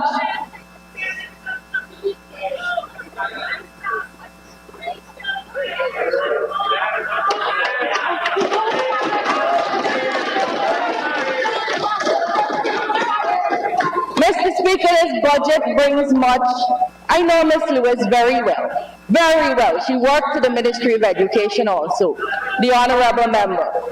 And she may want to be careful with her comments. Very careful. Mr. Speaker, this budget brings to the people of Guyana what the people of Guyana said they wanted. Let me just be clear. When we drafted a manifesto in the People's Progressive Party Civic, we didn't sit down in a back room and decide what we wanted in that manifesto. We went to the people of this country, village to village. We had open consultations. I remember one with more than 200 persons at the Princess Hotel, from all sectors: labor, private sector, women, Amerindians, men, religious groups, who told us what they wanted. And we have been in office for under 6 weeks, And in under 6 weeks, we have begun to deliver promises. We are still waiting in this nation for the APNUAFC to deliver their 100-day plan, and it's 5 years later. What are some of those promises we have begun to deliver? From this budget, by these measures, in this document, VAT will be reversed on electricity and water. VAT and duties will be reversed on machines and equipment. Tax concessions on mining and agriculture and forestry. There will be a reversal of land lease fees. There will be a removal of VAT on pesticides and agrochemicals. There will be a reversal of VAT on all exports. There will be removal of VAT on hinterland travel. There will be removal of VAT on all medical supplies. There will be a removal of VAT on building and construction materials. There will be a removal of VAT on cell phones. There's going to be a removal of VAT on corporate tax for education and private health care. The mortgage interest relief will move to $30 million. We'll reverse the policy on used tires and vehicles. $800 million is in this budget for the Amerindian Development Fund. $5 billion for support for Gaisuko. Free water for pensioners. 2 weeks tax-free bonus for joint services. $150 million for health frontline workers. $200 million to expand the Guyana Learning Channel. 25,000 solar units for the hinterland. Removing the required license for mining equipment. Reverting the poultry industry to zero-rated status. Special incentive for corn and soy production. Tax concessions in agro and cold storage capacities. Investing in farm-to-market access roads. 50 new 4x4 vehicles for the police force for the hinterland patrol. $1.5 billion for hinterland roads. Upgrade of the Lenora West Demerara Study and Diamond Hospital. $25,000 per household for COVID relief. Special incentives for new hotels. We're committed to liberalizing the telecommunications sector, and we are putting 3 multi-purpose sports complexes in regions 2, 6, and 10. Mr. Speaker, this is just a short list of what we're going to do. I will emphasize further in my presentation what we will be doing for the education sector particularly. So when you say there is nothing in the budget for anyone, how do you deny this? How do you deny this? Mr. Speaker, this government will make sure that what the last government did to teachers, I'm hearing the cry of teachers, there is nobody in a political system that loves teachers more than we do. And we will show you that. We will show the teachers that. So Mr. Speaker, we will not have the Honorable Ms. McDonald on the road beating a pot and a drum to get our attention. She will have my ear all the time, and she needs to know that. Mr. Speaker, this for me is a sobering time.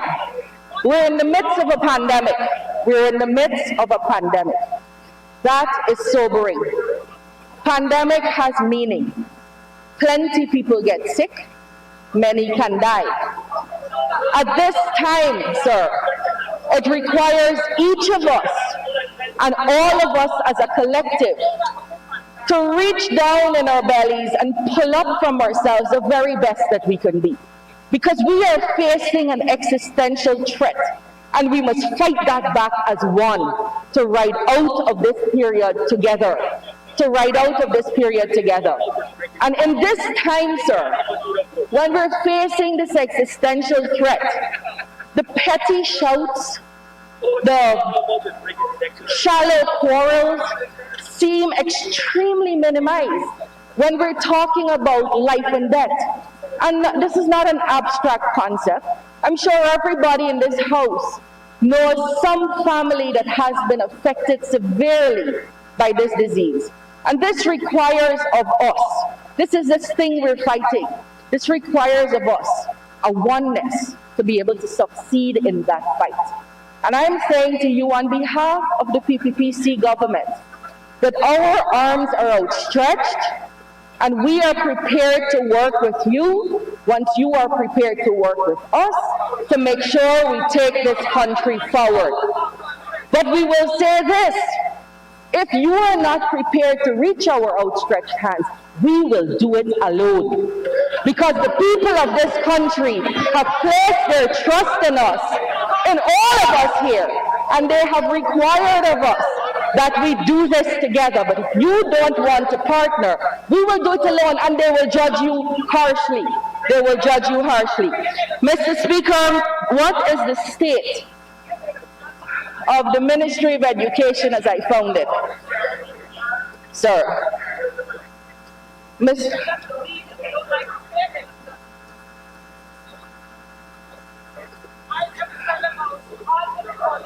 Speaker,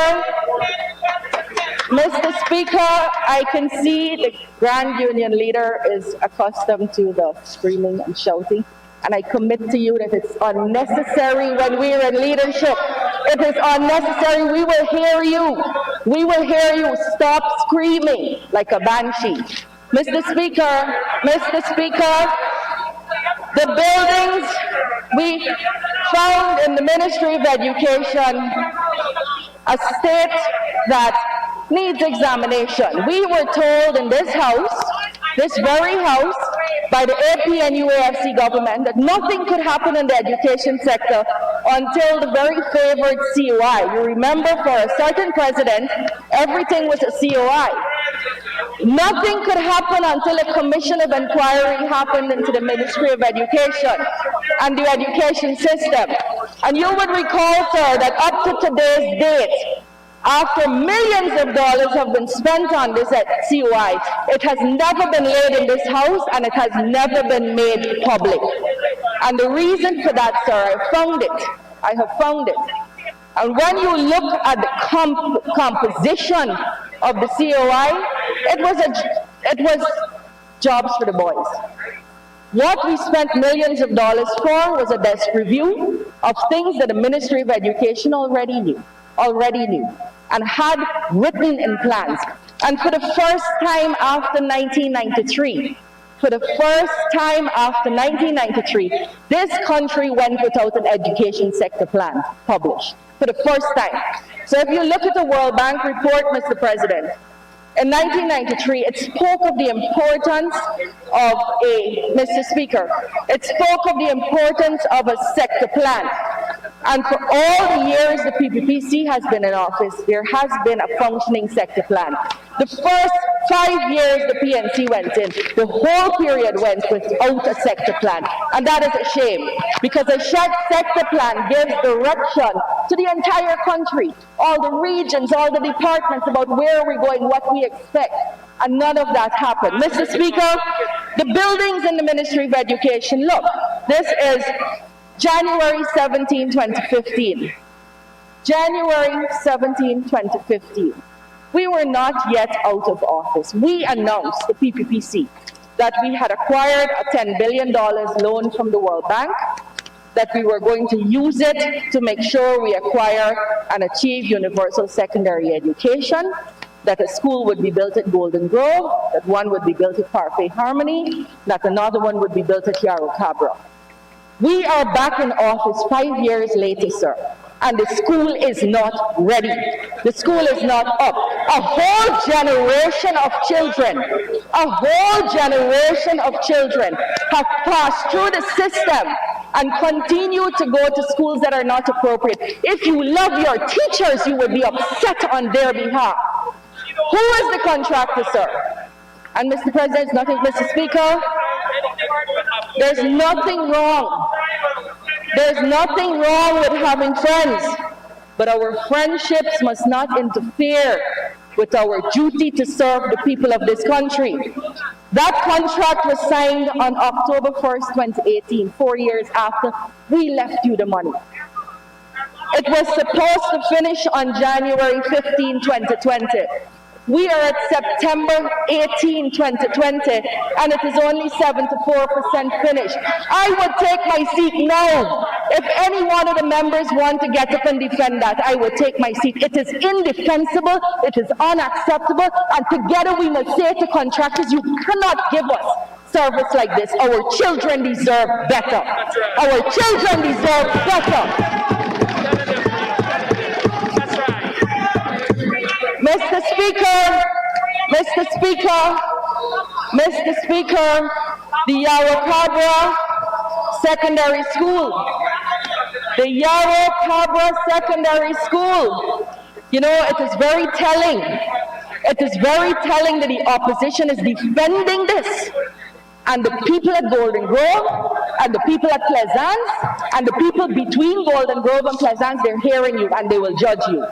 But Mr. Speaker, the Yarrowcabra Secondary construction was awarded on December 31st, 2019. December 31st, 2019. When the APNU AFC was deemed to be by the Caribbean Court of Justice a mere caretaker, a babysitter, incapable, well, if they weren't going to. The question is if we expected them to relax. No. But if you were going to do something, do it. Let me tell you the status of this school. The school has had, I'm not intellectually challenged like you, Mr. Duncan. Perhaps that is your problem. Mr. Speaker, this school, we have already advanced to the contractor. We have already advanced the contractor $161 million and $53 million. Add that up, it's more than $200 million. And he has finished 3.5% of the work. He should be at this time at least 8% of the work. This is turning up to be a Golden Grove, and I want to sound the warning now. I'm sounding a warning now to contractors who will work with us, that we are not going to tolerate this kind of sloth and neglect on the projects that this government has. I see Mr. Ramjatan defending this contract, and that's interesting to see. Look at St. Rose's, Mr. Speaker.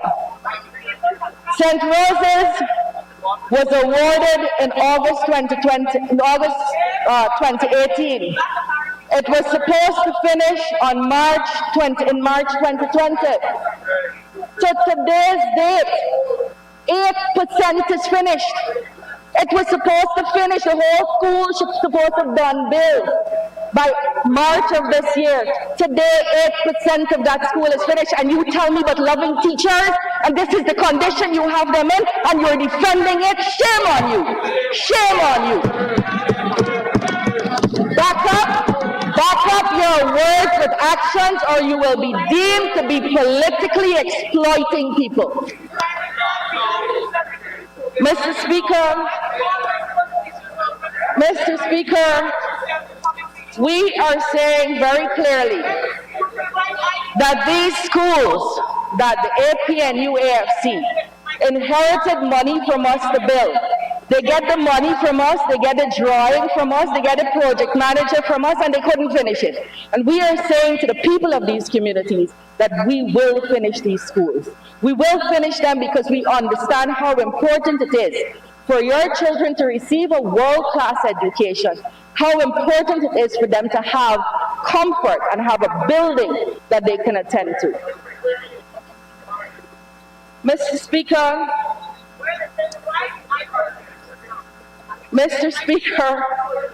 the other thing we met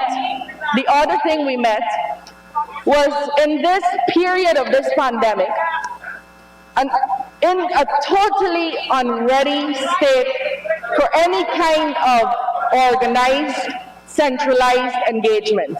That means we came into office on August 5th, and the ministry had no direction, policy from the government, or anything that said how our children would be engaged in this period. Nothing. And I will say to you, sir, that this is one of the hardest times for our country, educationally, medically. And to the young gentleman at the back, I don't yet know his name, who said that it was a lethargic attempt. Let me tell you from now that nothing we attempt to do in this period will be perfect, nor will it meet everybody, because we are not in perfect times. So we are trying very hard to engage our students, and I agree with this gentleman, Cox, and honorable member, and the honorable member, Mr. Schumann, when he says that, when they say that more attention has to be paid at the hinterland. We could tell you that. We could tell you the programs we have right now are not reaching those communities. But we cannot, Mr. Sears, do as your government did, which was nothing. You just throw up your hand, say you can't give a perfect solution, so you gave nothing. Nothing. You left your teachers undirected. You left your students unengaged. You did nothing. So what we ask you to do now, when we have a program in place that we tell you will not be perfect, we ask you to walk with us, join hands and make sure we can educate Guyana's children. That's what we ask you to do. And if you truly love them, and if you stand a chance of ever crossing that floor to come over here, you have to work with us, because you don't have a plan by yourself. And you can't come up with a plan by yourself. You have been incapable of doing that for 5 years. Incapable. So, Mr. Speaker, this particular budget allows us, sir, this particular budget, you know, the honorable member is saying report on the meeting I had with the union. I invited the union to the meeting because I believe they're an important stakeholder. And I'm saying to the honorable member that the union will not have to, under us, beat a drum and stand up on the road in the hot sun and the rain to get even an appointment with the minister. That, and I don't think you should be grateful. I think that is the relationship we have to have going forward. So stop being an empty vessel making noise, and let's partner for the education sector.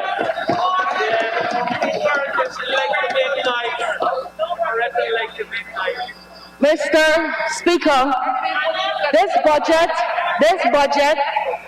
will allow us, we came here, sir, and found zero. And I'm very pleased to say since then, Mr. Speaker, we launched on the 4th of September, a collaboration with the Commonwealth of Learning and Coursera to do an online training for the people of Guyana.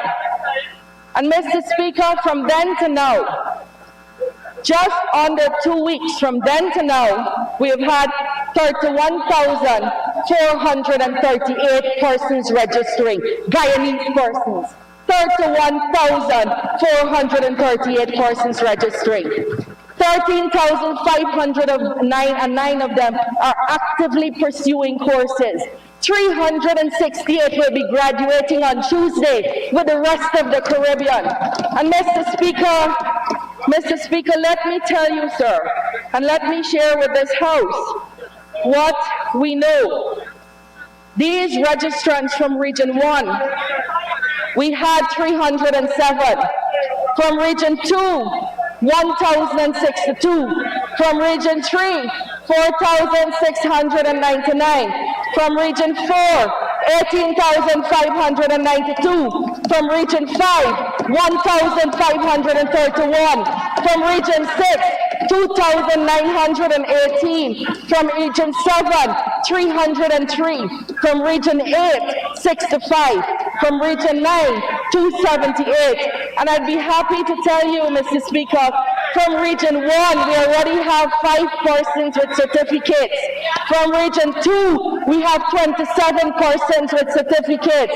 From Region 3, we have 51 persons with certificates.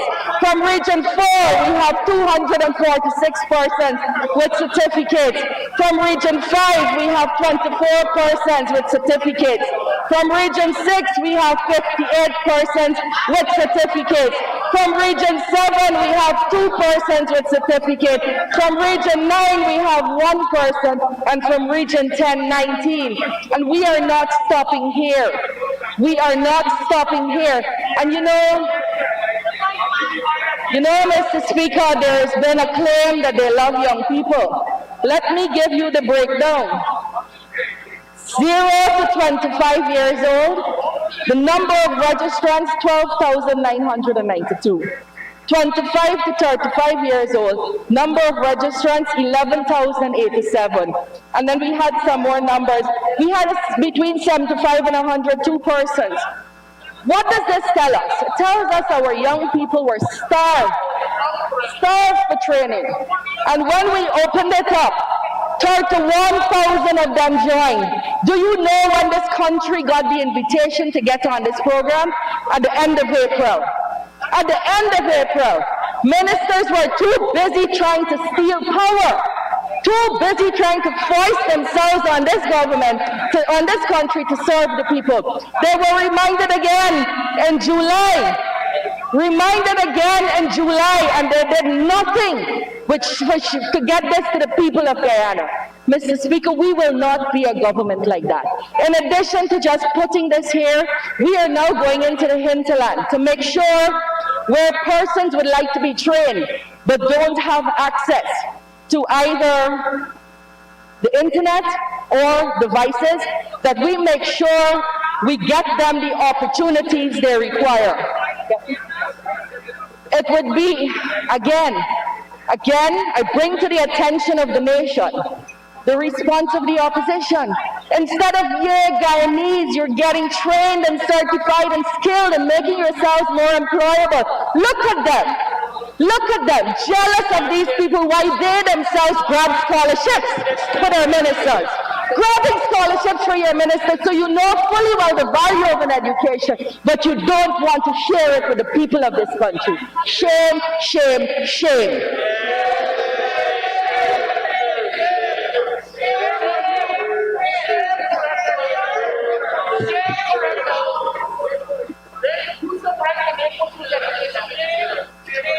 But, Mr. Speaker, I do commend to the members of the opposition the actual course.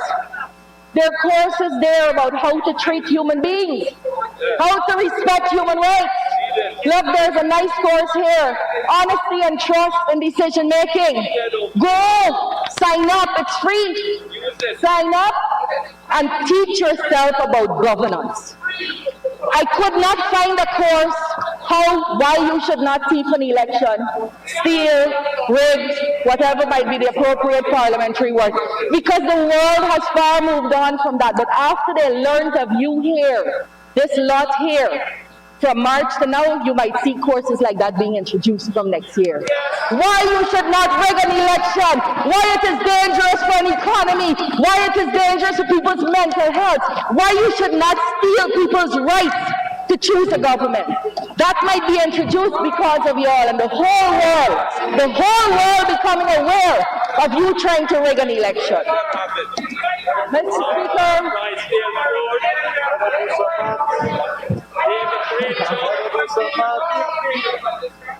Mr. Speaker, we also started 2 days ago a teacher training program. Why did we start that? Because our teachers have said to us, you were asking us to teach online, and it is difficult. We don't know how to teach online. We don't know how to deal with these children online. It's a huge problem right now. Don't laugh at it. Huge problem with children at home being on the Zoom classes and being extremely disrespectful to our teachers. We need to partner with parents to make sure our teachers are not going through that extra hardship. It's not something to laugh about. Do not laugh. Mr. Speaker, it is important for us to train our teachers so that we give them more confidence, we give them more tools, we give them a sense of pride in what they do. Because I know teachers in the majority want to be effective. Teachers want to be effective, and we are going to make sure we can do what we have to do to make them effective. And I think there's a teacher bellowing at the back there about shame. She clearly will not avail herself of this program, and that's sad. That's sad, because if she gets the program, she'll be a better teacher in the classroom, which means Guyanese children will better themselves. Since we launched that program, sir, since we launched that program, and that is a collaboration with the OAS and the Pro Futuro Foundation. We also partnered with GT&T and Digicel, so that teachers who go online to do this training will not have their data expended. That's what governance is about. Partnering with people to get the work done. These programs existed when you were there.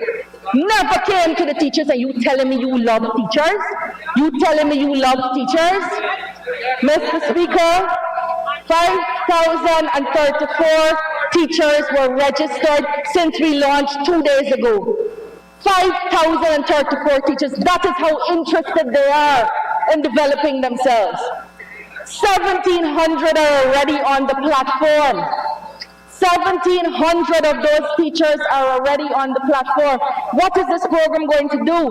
It's going to teach innovation and ICT. The innovation part shows them how to use whatever you have on their tree, in the yard, from home, what it is. Teachers are not as interested as incentive as you are. So stop about what is the incentive. The incentive is developing themselves and being able to deliver in a classroom, and that's why 5,034 teachers did this. Stop belittling teachers and making everything about money. That is not how I see them. That is not how I see them. Remember, you have to stop there and get an extension.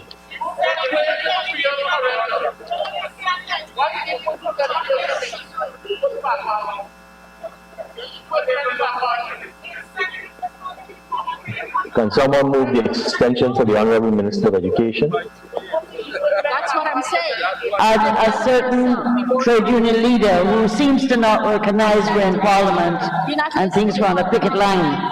Mr. Speaker, I would like to request 5 minutes for my colleague to conclude her presentation. Thank you, sir.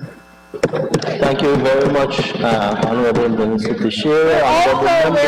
Honorable members, it's been very, very noisy, and remember, I'm following through 3.5 mm jack with the headphone, so it becomes very difficult to follow. Please, let's keep it a little quieter. Honorable Minister of Education, continue, please.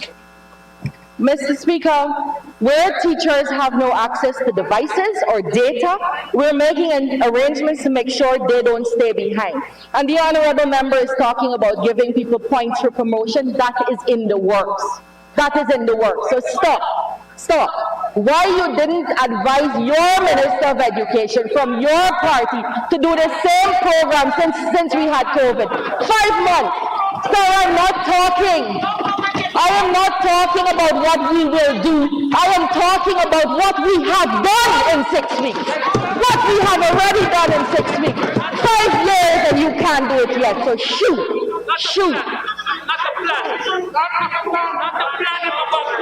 Mr. Speaker, the other very important thing we had to do that faced us when we took office less than 6 weeks ago was how do we deliver to the children of this country some kind of education, something so that we keep them engaged. We know we could never replace the value of a teacher in front of the classroom. But in the absence of that, given the health concerns for both our teachers and our students and their families, what do we do? I don't hold the view the Honorable Devon Sears seems to hold, that in the absence of being able to deliver something perfectly, you do nothing at all. We don't have that option as leaders. We don't give ourselves on this side of the house that as an option. We must find solutions to problems. And what have we done, sir? We have established a timetabled, scheduled teaching on the Learning Channel. Mr. Speaker, 6 o'clock, Clearly, it begins from 8 o'clock in the morning for nursery. It begins, and the honorable member knows that is not true. It begins at 8 o'clock. I sent to her the timetable, so if she knows that's not true and she's still saying the opposite, it means she's prepared to dissemble to the people of this country, and they must not trust her. They must not trust her. Mr. Speaker, the timetabling starts from 8 o'clock in the morning, which is perfectly normal, and continues to 6 p.m. in the day. The Learning Channel, sir, was launched by the People's Progressive Party, Civic, in 2011 by then Pard Jagde, who was president at the time. And the vision then, sir, was to make sure we can carry education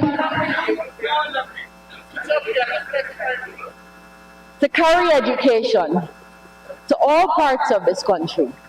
He said at the time that he launched it, he said, imagine children in a deep hinterland village being able to see the best science teacher from the coast or the best math teacher doing equations.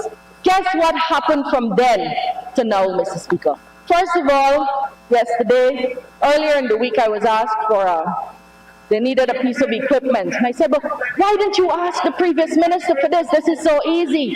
And the answer was, we never saw her. She never visited that channel.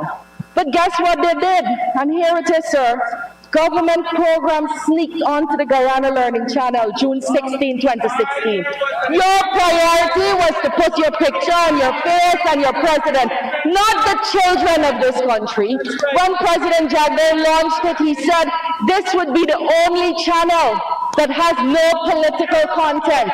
What they did, not how we can get education to the children in Aishalton, or the children in Karasabai, or the children in Karima. It was how can we get our very poisoned messages to all these communities. Let's go and take up time and space on the Learning Channel. And that's what they did. This budget,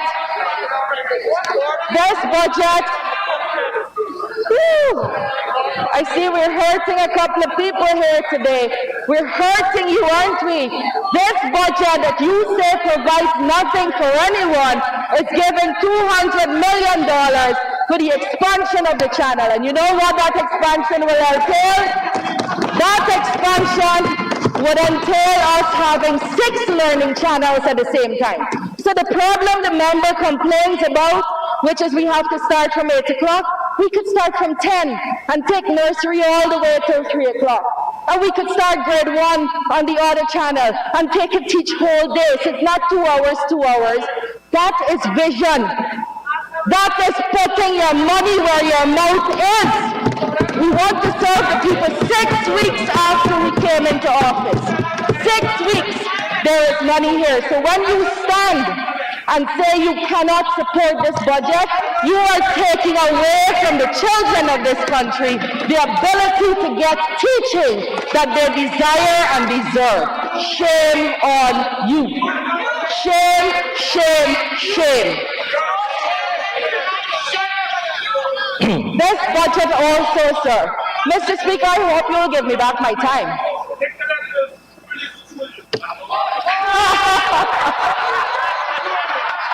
It will be quite a day when Nicolette schools anybody. Mr. Speaker, this budget also provides $15 million to establish our own radio station. So it will be the education radio station. This budget, the same one here that you say has nothing for nobody, $15 million to establish the radio station. Mrs. Cathy Hughes said, and she turned out, sir, the honorable member, to be such a colossal disappointment to this country. She said, oh, the radio existed since she was a child. She read on it, so did I. But it existed since March also. In this year, when we went into lockdown, and that incompetent, incapable government couldn't use the station they knew existed since she was a child to deliver education to this nation. Shame, shame, shame. Mr. Speaker, this budget allows us not to have to borrow a couple hours from NCN and borrow a couple hours from NTN. It will allow us to run our radio station all day, whole day with education content. Thank you, President Irfan Ali. Mr. Speaker, this budget also provides money for us to provide masks to all our teachers and students, because going back into school is inevitable. It's inevitable. And when we go back into those schools, we have to make sure our teachers are safe, their families are safe, our students are safe. And so we are going to be providing from a government level masks. It is interesting. It would be interesting, while the honorable member is speaking, for her to tell us how many masks the AP and UAFC gave to the people of this country. Gave to the people. You come out with a big rule, people must wear masks, and you didn't give them any. It was up to the PPPC in opposition as a political party to distribute more than 100,000 masks. What would we do without the PPPC? Mr. Speaker, this budget also provides money for us to make sure our infrastructure in schools could accommodate the protocols set up by the Ministry of Health and the WHO. We will have to have enough sinks and running water. We'll have to have toilets that flush. This budget that you say does nothing for anyone, gives our 180,000 students and our 10,000 teachers and their families the comfort of knowing that they can wash their hands when they want to. If you can't support this budget, you are taking that away from them. Mr. Speaker, this budget also provides money for us to deliver education using the blended approach that we spoke about. TV, print material, radio, paying our teachers to come on the channel and teach for us. Getting the material out to people, $300 million set aside in this budget to make sure we keep our children engaged. So when you say the budget, you can't support this budget, it means you don't want those children to have the material we're sending out to them. Parents are begging us for this print material. So when you say you can't support it, it's that print material you're taking away from them. Shame, shame, shame. Shame on all of you. Mr. Speaker, yes, this was Mr. Bulkan. This was one of your previous, this is what you did with the Learning Channel. Put the minister on his face there, nothing to do with the children, plus all that he's telling them are untruths. Untruths. That is what you did. What are we doing with it? We are teaching on that channel. And while I'm on the issue, so Mr. Speaker, I know my time is running out. This is a list. This is a list of what we promised for education in the manifesto. This is that list. And the highlighted parts of this list is what we have already begun to deliver 6 weeks later. And this list, sir, this list will go up on my wall on a vinyl printed material. And it will stay there to remind us of what we have to do every day, because this is what the people of this country called for. What does this budget help us to do? Enhance the Learning Channel to support learning across all levels and to extend coverage across Guyana. Provide generous tax incentives for private education providers from primary to tertiary levels. We have offer incentives to teachers and opportunities for training. We're offering all our teachers 100 hours of free training. Restore and increase the Because We Care cash grant. These are things we have already begun to do. Mr. Speaker, the other side, sir, has zero moral or any authority to come here and tell us anything about governance. These are the people who I believe to be my equals up to March 5th. Up to March 5th. And then we saw what unfolded. They tried to take from the people of this country their very basic human and fundamental, constitutionally enshrined right to pick a government of their choice. And that is where we're not equal. You are not like me. You are not like us. We are not equal. You are thieves of rights. We are not. And for the people who said we're weaponizing the courts, let me say this. We will use every means, every measure, all the time, every day to make sure we protect the rights of the people of this country, and particularly to make sure we protect them against the APNU, AFC, and PNC.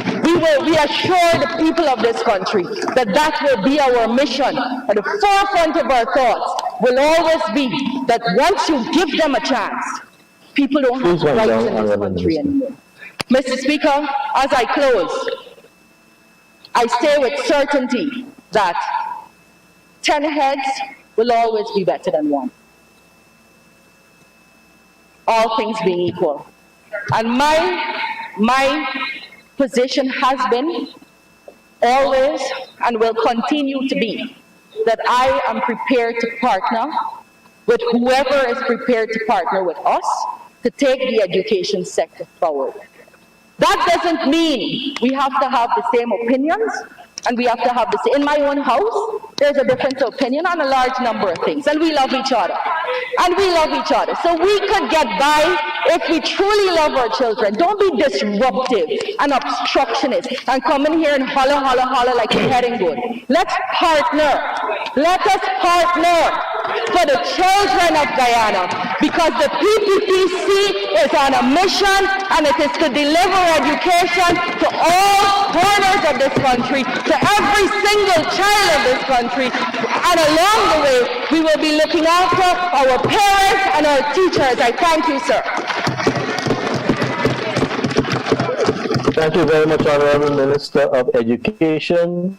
Honorable members, this is a good time to take the suspension for 1 hour.